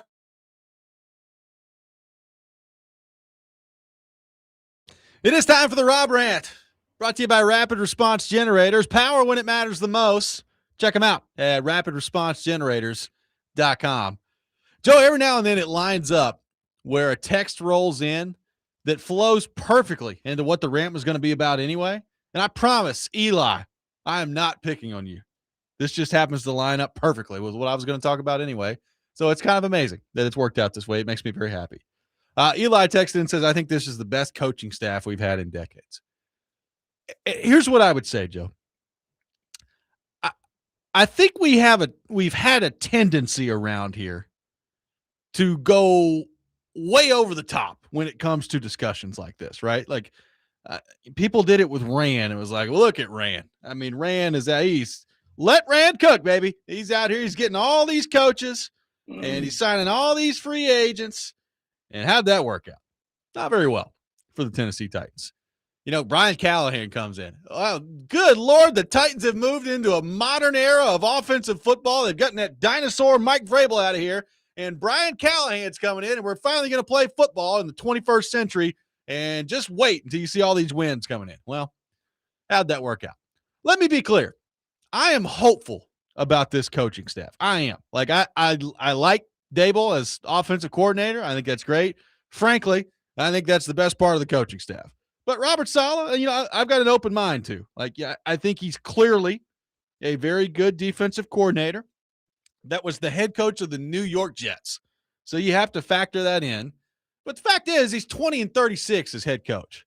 So I'm not willing to go, hey, this coaching staff is just outstanding yet. Let's let it see. Let's see how this plays out a little bit here. Again, I've got an open mind to it. But I think we anoint people a little too quickly around here when it comes to the Tennessee Titans because we're so hopeful to get out of the dregs of the NFL that this is what we do sometimes. I mean, look, not to invoke one of my least favorite people in the NFL, but I'm going to do it anyway. I mean, I would just defer you to, if you're going by like terms of just pure accomplishment, Joe, think about this trio that they had in 2018. Mike Vrabel, who, you know, present situation notwithstanding, I think we would all agree, a good football coach. Who knows how good he could be if he would limit the extracurricular activities. But a good football coach, just got the Patriots to the Super Bowl. I mean, my guy Matt LaFleur was the offensive coordinator. He's, you know, been a head coach for the Green Bay Packers for a long time now. Dean Pease as a defensive coordinator.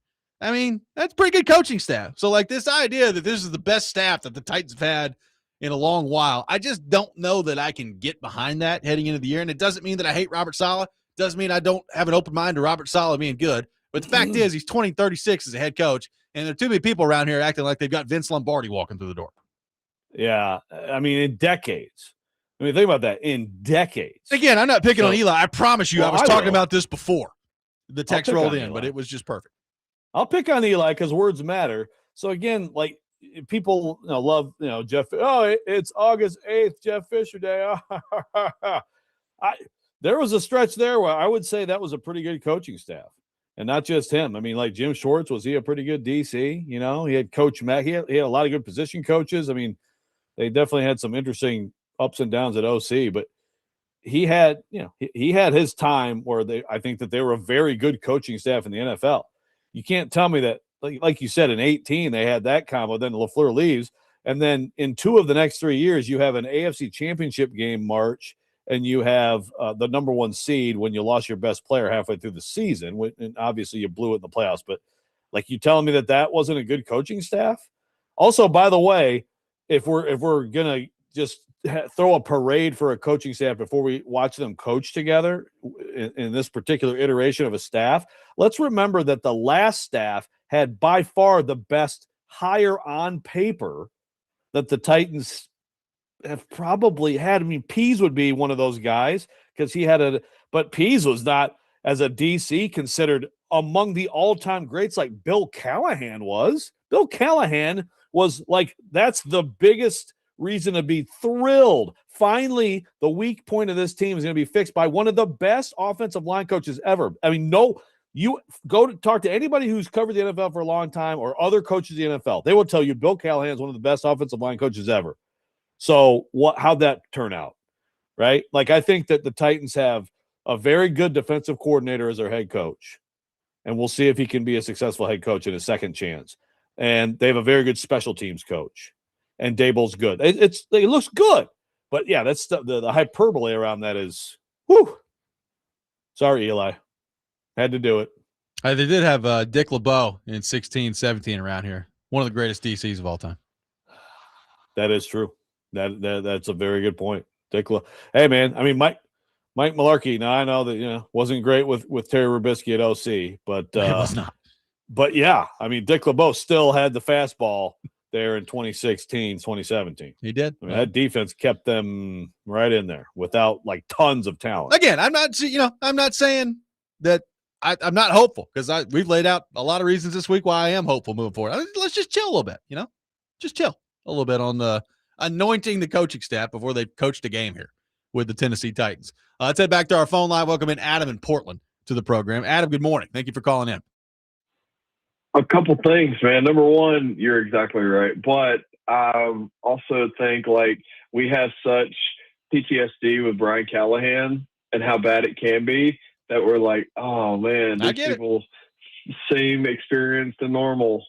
So that's how I feel about them. I will say, the thought you put it in my head that Levis could possibly be a tight end. I hope we can manifest that in some way, and that he can catch a touchdown pass and have the courage to retry that Spider-Man thing again. That'd be awesome. Yeah. I think it would be great. Good stuff. Yeah. Good stuff. I'm here for it. Thank you, Adam. Yeah. I mean, in all seriousness, I still have my doubts as Will Levis being on the team by the time the first regular season game rolls around, but we'll see. Is it crazy to think that, and I'm not even going to, don't even get me started on Hendon Hooker, what he might do, but is it crazy to think that Will Levis come back absolutely hair on fire, locked in, and outperform Mitch Trubisky in BQB2? Is it crazy? No. But I mean, they've signed, I think they know what they have in Mitch Trubisky, including knowing what they have if they put him in a game. To me, there's nothing Will Levis can do in practice or in training camp or even in a preseason game setting to not in the back of your mind, and maybe this is just a me thing, be wondering about, okay, so if we have to put this dude on the field in an NFL game, when it gets live out there, is he's just going to turn around and start throwing the ball over the back of his head again? He's too reckless to me. Yeah, well, okay, I agree, but you said there's nothing he could do. I mean, he was doing stuff like that at times, in practice or whatever too, right? So what if he's never he wasn't doing that in practice? Yeah, I mean, he obviously had a couple players who were like, holy crap, those are all time Well, that matters though. Oh yeah. Clearly, Callahan was go back on Callahan. Callahan was stunned by some of the stuff he saw him doing in an actual game. Yes. But if he's perfect and is just a different player whenever you see him every day in practice and then in those preseason games, that doesn't influence you. That doesn't make you think, okay, he's grown out of this crap now. He doesn't think he has to win a game, has the weight of the world on his shoulders. He's just trying to stay in the league. I mean, I don't know. I'm just throwing it out there. I don't know how you could possibly gauge that until it actually happened in a regular season game. I mean, that's just me. Maybe they would view it differently. It is a new coaching staff.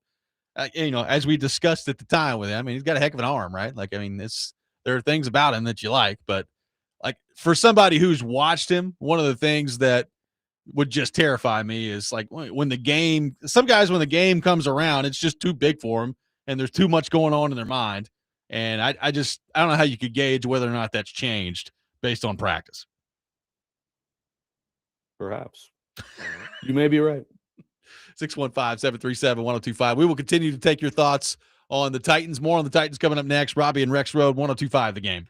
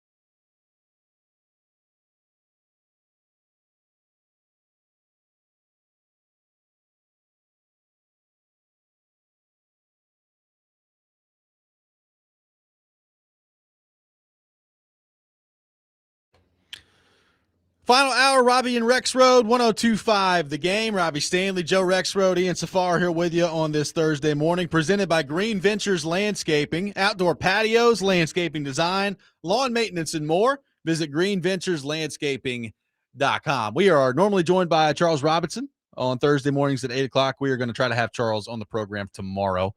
Had some scheduling conflicts come up, so looking forward to hopefully having Charles back on the show tomorrow with us here on the program. Talking Titans, taking your thoughts at 615-737-1025. Let's head to our phone line, driven by WilsonCountyHyundai.com. Welcome in Gorilla to the program. Good morning. Thank you for calling in. What's going on? Good morning, guys. Check this out, man. I guess I kind of got it figured out, listening to the advertisement. You guys are with ESPN, right? Here we are. Kinda. Okay. That's the reason why this particular station, just for some reason, it's got an undertone of just straight troll, just trolling. I mean, how can you fix? How can you fix? The Titans fan base. Every time I hear, with the exception of the later show in the day, DVD, with the exception of DVD, everybody talks kind of down, kind of slights the Titans. Well, I got news for you, buddy. They've been 3-14 in each of the last 2 years. What would you like us to say about them? Well, hold on. Check this out here, buddy. I got news for you here. Okay, so I'm talking about the conversation you guys just recently had where you were talking about the better coaching staff. I sat back and I watched you reach so deep into your What are we reaching on? Robert Saleh's 20-36 as a head coach. So espouse your wisdom on the phone line and tell us what we're reaching on. Okay, so check this out. What was Mike Vrabel as a defensive coordinator? What does that have to do with being a head coach? Nothing. Right. Look at what he was working with, dude. Look at what we're trying to say. Okay, we've said that. We have an open mind, but people are acting like he's Vince Lombardi. He's 20-36. Nobody's acting like he's Vince Lombardi. That's what we're reacting to people saying they're the best staff in decades. That's the reaction to people saying best staff in decades. This is by body of work. This is across the board. The consensus is across the board the best. On paper, right now, we haven't played a game yet, but the best, I said again, coaching staff the Titans have ever had. That is get off the phone. That is the dumbest thing I've ever heard in my life. Get off the phone. Get off. You're allowed to think that, but to think that like us questioning that is some kind of some kind of troll job or something like. I don't think it's like a controversial thing to be like, tap the brakes, everybody. Maybe they're good. We'll see. I mean, I don't like this idea. This is the best coaching staff they've ever had. Their head coach is 20-36 as an NFL head coach, but it's unquestionably the best head coach or coaching staff they've ever had. Like, what are we talking about? Yeah, it's I don't know. You've got optimism at OC. Definitely. That's a great hire. You know that the special teams coach who was retained did a great job last year. I mean, and then your head coach, we know, is a good defensive coordinator. If that's the best coaching staff you've ever had in your franchise's history, holy crap. This franchise would be, this would be sub Browns as a franchise if that were unequivocally true with no argument. And again, the only argument against it is some sinister troll job because we're just so negative with the ESPN undertones. I mean, what are we talking about here? And by the way, yes, we're not, Bristol's not calling me every day saying, hey, talk about this with the Titans. This is, again, I feel like I'm going to have to dog Robert Saleh here. I don't want to. I'm hopeful on Robert Saleh, but my God, he's 20-36 as a head coach. We talked about this at the time he got hired. He might be a really good head coach in his second stop. He might just be one of these guys, Joe, of which there have been hundreds in the history of the NFL, who is a really good coordinator and is not cut out to be a head coach. I don't know. But if you think you do know now, when he hasn't coached a game yet for the Tennessee Titans and he's 20-36 as a head coach, you're out of your mind. You're out of your mind. Like, how much more clear do we need to make it? You know what, though? I hold on. Robert Nashville does have a point. They've never lost a game with the Titans. It's true. That is something to consider here. Woo, man. You got some intensity. Well, I mean, you guys are trolling. Based on what? He hadn't coached a game yet. He's 2036 as a head coach. I think that was Trollrilla. I'm calling him Trollrilla from now on. I think that's trolling us. It's like yesterday after we got done screaming at Kaharski, I was like, I bet you Robby and Kaharski were like laughing with each other. They're like, here, watch this. Let me get Joe triggered. That's it. Kind of exactly what we did. Yeah. See, exactly. So Trollrilla, congratulations. You just got it done. Yeah. Because you can't be serious. Yeah. Now you can't be serious. I hope Robert Saleh is really good. I do. And I there's no doubt in my mind, none in my mind, that the coaching staff is in a way better spot than it was with the last one, because the guy leading the last one was in so far over his head. It's one of the worst that I've seen in the history of the NFL. So I have no doubt that it's better than that. But holy crap, guys. Like, this is what I'm talking about. We're so quick around here to just anoint people when they've not done anything in their respective roles. And we have got to stop it.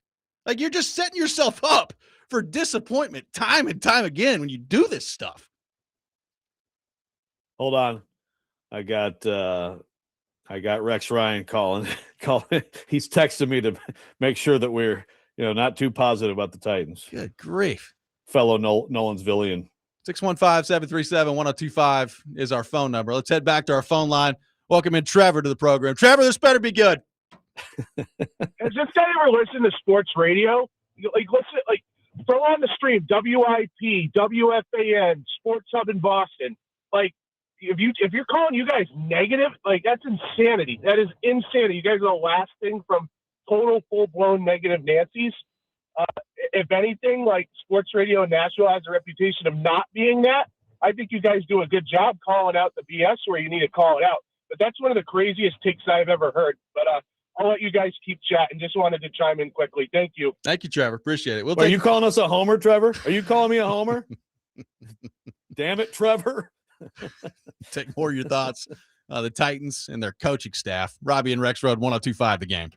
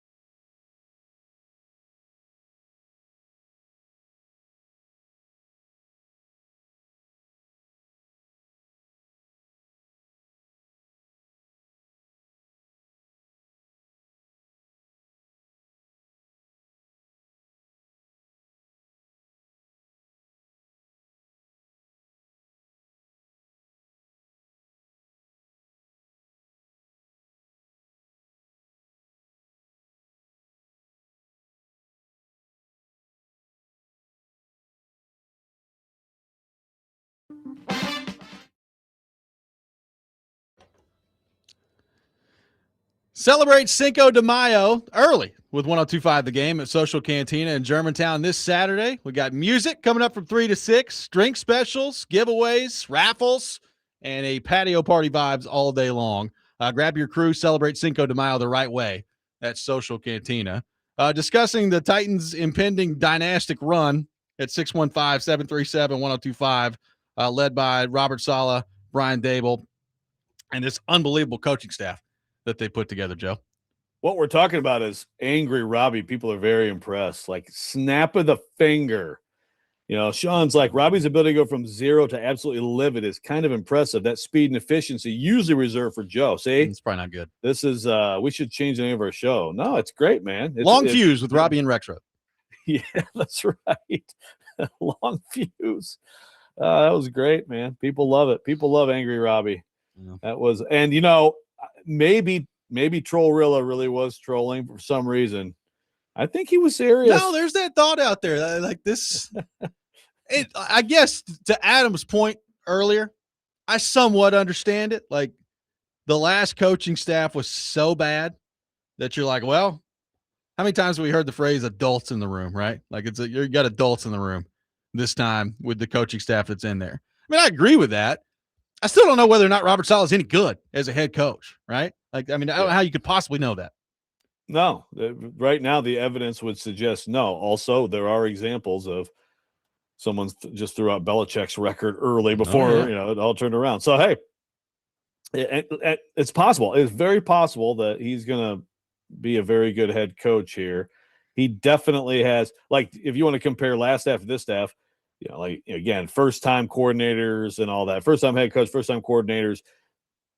Look, I don't think we made a big enough deal of that at the time, in the moment, in part because everybody was gaga about Bill Callahan. It was like, are they going to get Bill Callahan? Are they going to get Bill Callahan? Then they got, oh my God, throw a parade. But like their OC of that team was like a guy who, I'm sorry, but like can barely speak in front of people.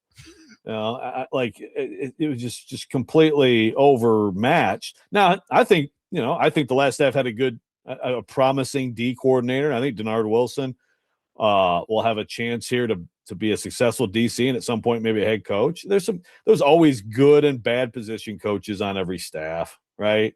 Yes. It's when you're talking about judging a coaching staff, you're judging the top of the coaching staff, essentially. So I like what it is on paper, but yeah, Saleh is a question, big question. Oh man, I apologize to everyone. Kind of. Why? You don't need to apologize.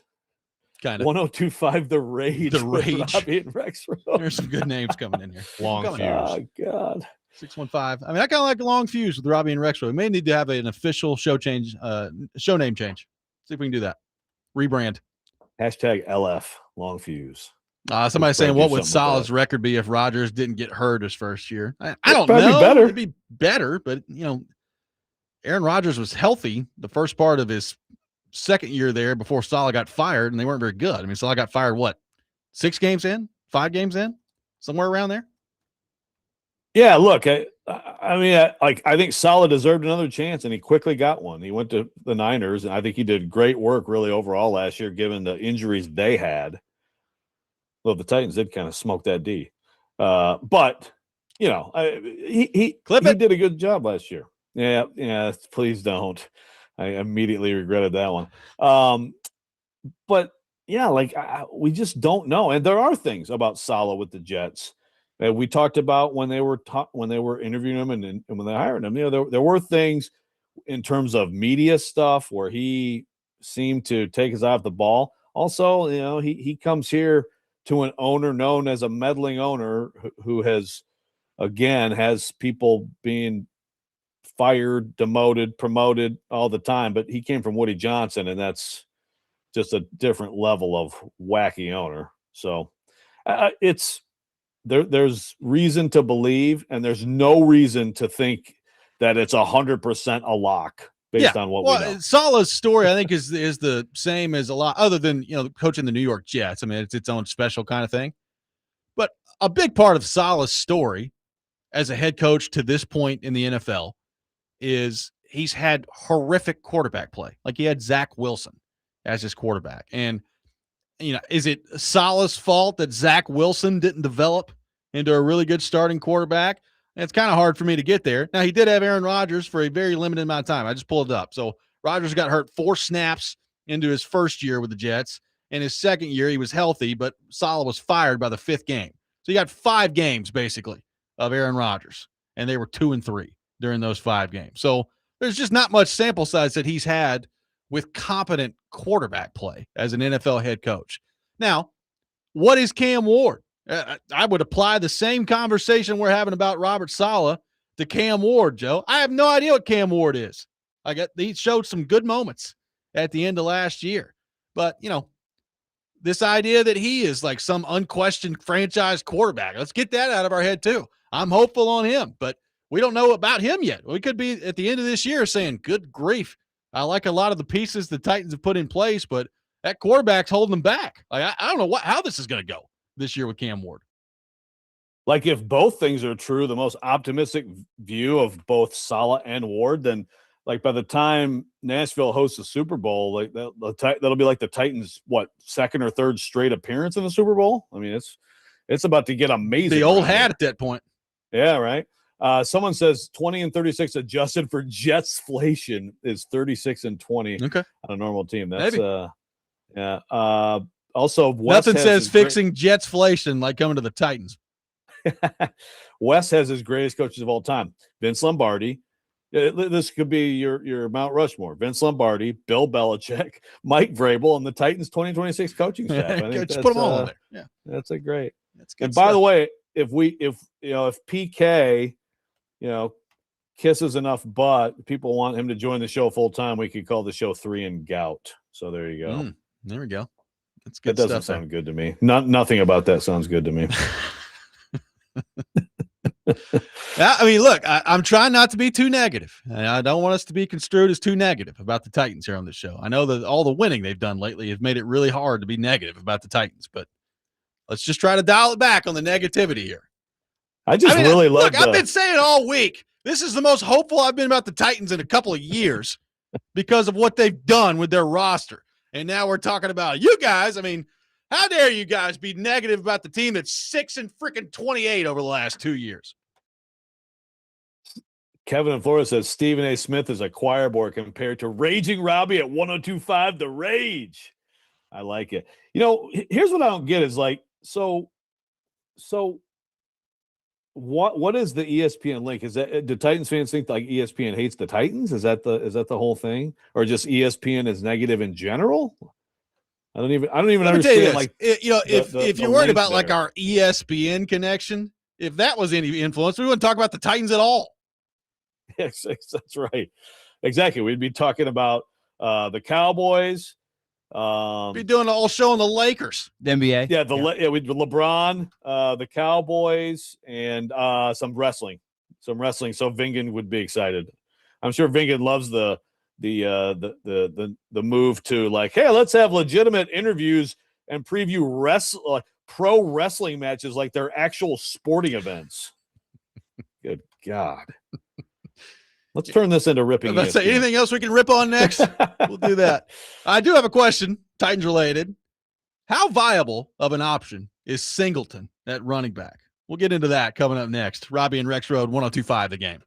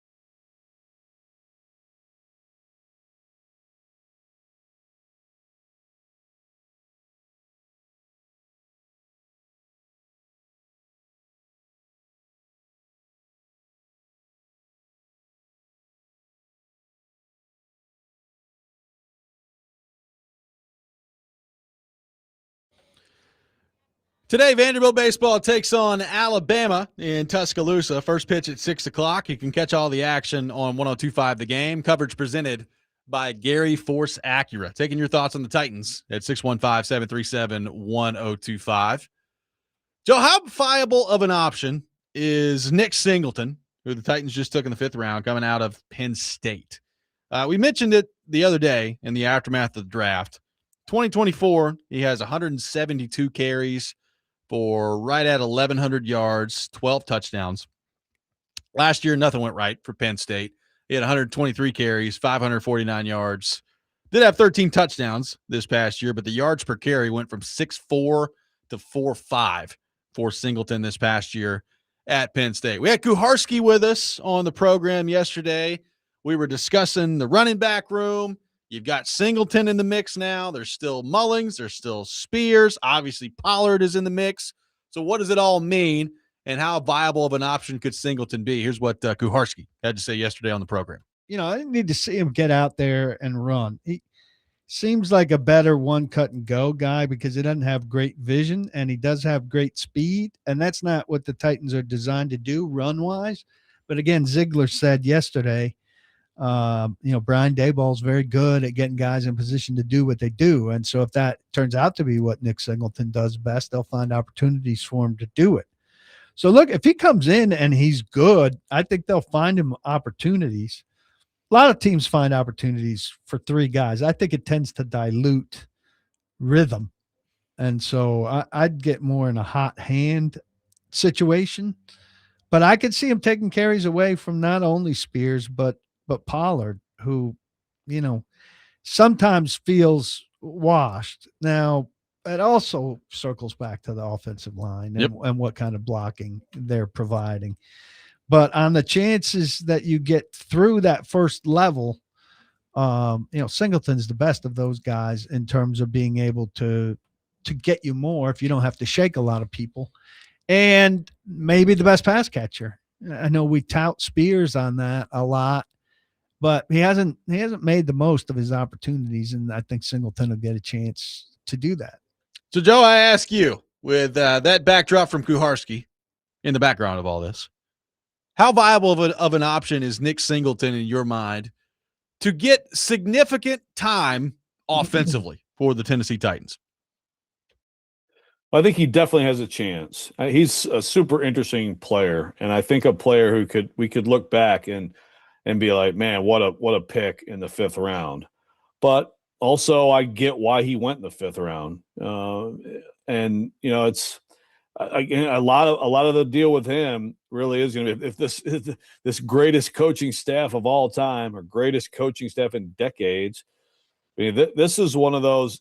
I like the raw materials are there for Nicholas Singleton to be a really good player. And I think some of the stuff, I think about like third down back this year. I mean, he does have good hands. He has demonstrated they lined him up wide at times, in the slot at times. So I think, the third down back possibility is there. Now, another thing, as I go through the full rundown of him, one of Brugler's weaknesses for him is, quote, below average technique and pass protection leads to negative plays, end quote. It's a thing that no one ever wants to talk about with running backs, but actually for coaches means a hell of a lot when it comes to who's going to be on the field or not. Because, you think about a third down back, well, he's going to go out and catch the ball. Third down back often is in pass pro. Yep. Third down back often is identifying, or at least, sliding correctly to the protection. And those plays are, those pass pro plays for third down backs can be some of the biggest plays in a game for an offense, or they can just be botched and your quarterback's on the ground. So I don't like that. And again, just the whole, this guy has, and you will see it. We'll see it in the preseason. We'll see it in practices and things like that. You give this guy some daylight and he's gone, and that's exciting. He is a home run hitter, and he's big. I mean, he's 6 foot 220. So like, there's a lot here to like, but instincts, vision, all that stuff. It's interesting to me. Like, why did Katron Allen just surpass him like this last year. Yep. Singleton's big plays went down from 46 plays of 10 plus yards as a junior to 22 as a senior. And then, of course, he broke his foot too. But so there's a lot of questions. There's also like a lot of talent there. And Allen, by the way, Brugler had him ranked quite a bit ahead of Singleton, but he only went later. He went in the 6th round to Washington. But it's like, you scratch your head. Why would he get passed up like that and shelved kind of for the other guy? You also remember that last year was a completely dysfunctional fire the head coach year for the Nittany Lions too. Corey Curtis was with us earlier this week, and he was talking about, the Singleton pick and how it could be bad news for Mullings. I think more of Spears, because I think one thing you always have to remember in this, and look, Mullings was hurt last year. I have no idea what sort of an NFL player is going to be. I mean, what did he play in 9 games last year, and he had the ankle injury he was dealing with. So we just barely saw him at all last year. And he may end up being one of those guys that's just a fringe NFL roster player at best. But like Tajay Spears has been a guy that obviously Borgonzi did not draft, who you look at the production and it's just not really there. Like last year, he averaged 3.9 a carry, 72 carries for 289 yards. And to PK's point, like I think a lot of times we think about him being this big option in the passing game. I mean, he caught 45 passes last year for 264 yards. Like he had 5.9 a catch last year. It's just all that, Joe, is replacement level NFL stuff at the running back position. So I kind of view this pick, particularly when you factor in that this is not the regime that drafted the dude. Like I think this is bad news for Tajay Spears. I don't necessarily think of Kalel Mullings when I think about Singleton coming in and replacing somebody. Yeah, I agree. I would think that the Mullings, if that's not a slam dunk, then I'm pretty surprised. We'll see. I wonder what Singleton's role in the red zone goal line will be. 45 rushing touchdowns in his career. That's a lot. That's pretty good in 4 seasons. Absolutely as a rusher, right? So you would think he has a pretty good nose for the goal line. And then I guess when it comes to third down, what we haven't really talked about or looked at is this pass pro, how much that will actually matter when it comes to a younger running back getting a third down role, and can he help ward and chip the Mandor? I think, to Robbie's point, I think everything is in place for him to replace Spears except that. That's the reason he won't. And honestly, I can't argue with it if he's not good. If you can't count on that, then then you're predictable, And so if he can figure that out, again, it's like if he can figure that out, if he can figure out patience and setting up blocks and all the things, the vision that all the evaluators will say he doesn't have, I think that next year he could be in a 2-backfield for the Titans with somebody else TBD. I think that's a real possibility. But also the flip side is if he doesn't figure these things out, then it's just like, I mean, you have to be able, you can't just be really fast and strong. Like you're right, Ian. He maybe in the red zone he could be a weapon because it's sometimes it's more simplified there too. But I think he's one of the most interesting prospects in the whole draft because I think the range of possibilities for him is really wide. He could be an afterthought and just kind of like one of those, just talented guys, but you got to be a technician. You got to be a technician to play in this league. You can't just be a physical specimen. I mean, that's how you lose your job in college. But also, this coaching staff, you got this is a piece of clay that if you mold it well, you could have something really good, especially for a 5th-round value. That's what I'm saying. This again goes back, tying it back into the Jeremiah Love stuff at running back.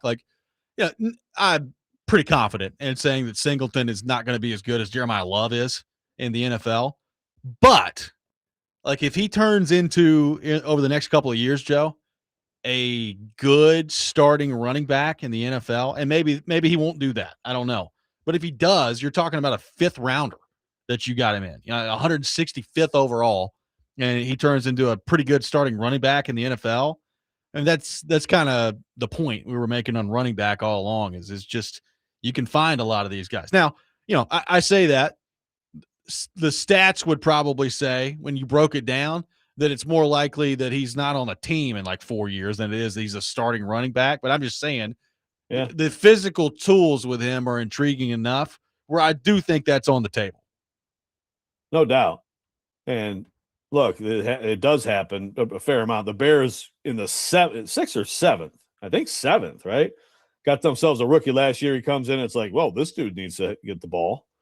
This guy's, he was a factor. He was a Kyle that was Manunga, a big, whatever how you pronounce it.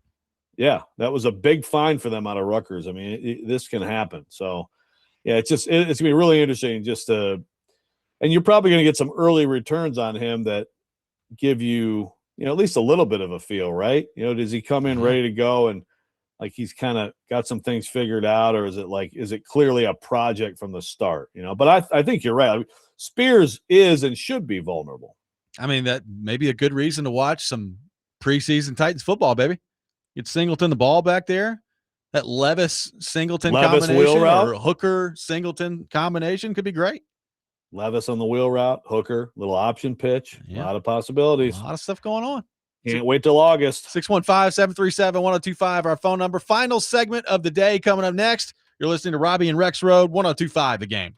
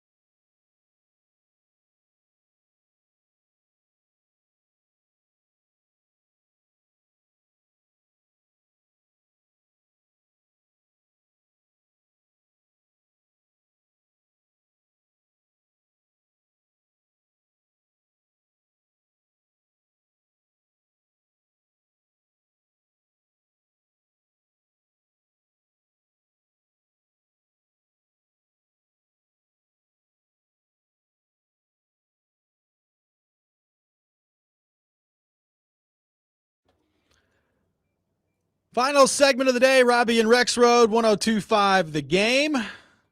Taking your thoughts at 615-737-1025, 615-737-1025. Joe, today on the show, I think we established that Brady Tkachuk, the future Nashville Predator, Titans are about to see the greatest run of coaching in the history of football, and things are going to be looking up around here. I'm looking forward to it. And Robby likes to yell at people. So yeah, we've established some things. We have a double rage show. Ian is the calming presence in our 1025 The Rage program. He is. It was funny going back and listening to you and Kuharski yesterday. It took approximately 10 seconds of him speaking for you two to start yelling at each other. That was pointed out to me by multiple people yesterday. Very good stuff. Yeah, well, won't do what you tell me. Yes, and Katie, she often scolds me. It's like, why are you yelling? Like, do you want to have a heart attack?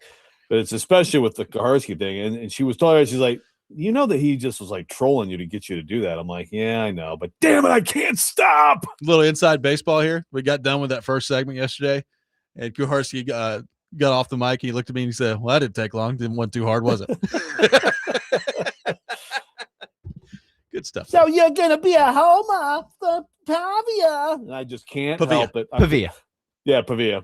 But I will say it, as embarrassing as my performance was, it was amazing that he actually said, No one's talking about you, dude. and it was like, Ian, go to the sound, baby. Oh, God, that felt good. Felt so good. On a side note, we didn't get much into this. How is it possible that Dan Patrick doesn't know Diego Pavia's name?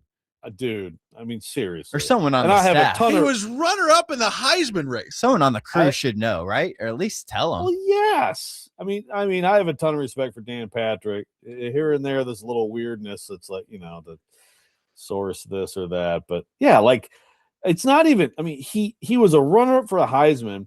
I mean, in almost any college football game, at some point they go to, and here's how the top 10 did this week. And at some point, they're like, and the Heisman race, they got Diego Pavia. I mean, especially last year, but really for 2 years, his name has been one of the most recognizable names in all of college football. And you're calling him Pavia? Like, no one has ever called him Pavia. Like, the Mariota thing is one thing, right? Like, people called him Mariota throughout, and it's easy to Mariota. But Diego Pavia? How do you even get to that? Dan Patrick? What are we doing? Joe Rexrode, ladies and gentlemen. Well, that is a very, very common first day of school. A lot of teachers in this world in the 1980s did not know that an E at the end of a word makes the vowel long. So your Tigers going to get it done tonight? Well, I think it's today, and we need Framber to probably not. Scooble was great last night. Gives up 2 runs in like 7 innings or whatever, and you blow it. The bullpen blows it. Just come out and you serve up a cookie to Matt Olson. But Framber Valdez, man, this is why you build that pitching staff.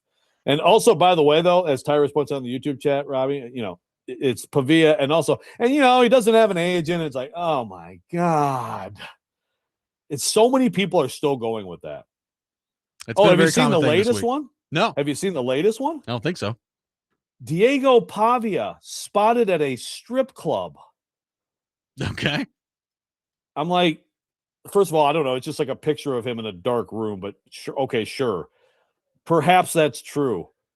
Do you want to break down let's go draft prospects, every single draftee, and then I want someone to assign a number to how many have been to a strip club. It might be larger than some think. Any coaches running around in there?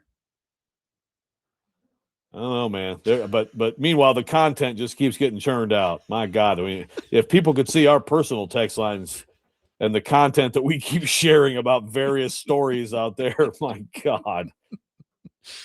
I mean, it's just nonstop. Some of it is, it's pretty freaking funny. I mean, I forgot about Real Men of Genius. I totally forgot about that whole advertising campaign and for people who know what I'm talking about right now, the real Men of Genius stuff is that's pretty special, man. So just for the record, whether it's this offseason or an offseason from now when I think this could become more of a possibility, you are in favor of a Nashville Predators trading for Brady Tkachuk approach. I'm actually kind of blown away that Redemption is and a couple other people are like so anti that. I don't understand that at all. Yeah, like you said, maybe he doesn't get back to that production, that peak production, but hell yes. That guy on your team into his late 20s and early 30s, whatever like you're in, whatever phase you're in. Yeah, like good players who are that age, yes. Yes, you want that. I don't see how this is even like a conversation. I'm with you. I think it should be something that it's probably something that a lot of people are monitoring out there, but I don't think anything's happening this offseason. I'd be surprised if something happens this offseason, but next offseason, it's maybe something to keep your eye on. You know, Brady Martin. Get in there. Brady Martin on the line with Forsberg and Brady Tkachuk. Pretty nice. Two Brady's on the line. Hate that. Yeah, I know the Brady bunch or something. Yeah, I don't think you would hate that. Yeah, I know. Way to go out on a high note. New GM Tom Fitzgerald. Is that who's going to be making these decisions? We'll see. I mean, hopefully we find out here pretty soon, right? I mean, good grief. That would be good. That would be good. That'd be nice. Otherwise, we might have some more outbursts tomorrow. We might. That's going to do it for us today here on the program. We'll have we'll see what the blood pressure looks like tomorrow on the show as my microphone continues to drop as I speak. Next Man Up with Jake Lyman is coming up next. You're listening to 102.5 The Game.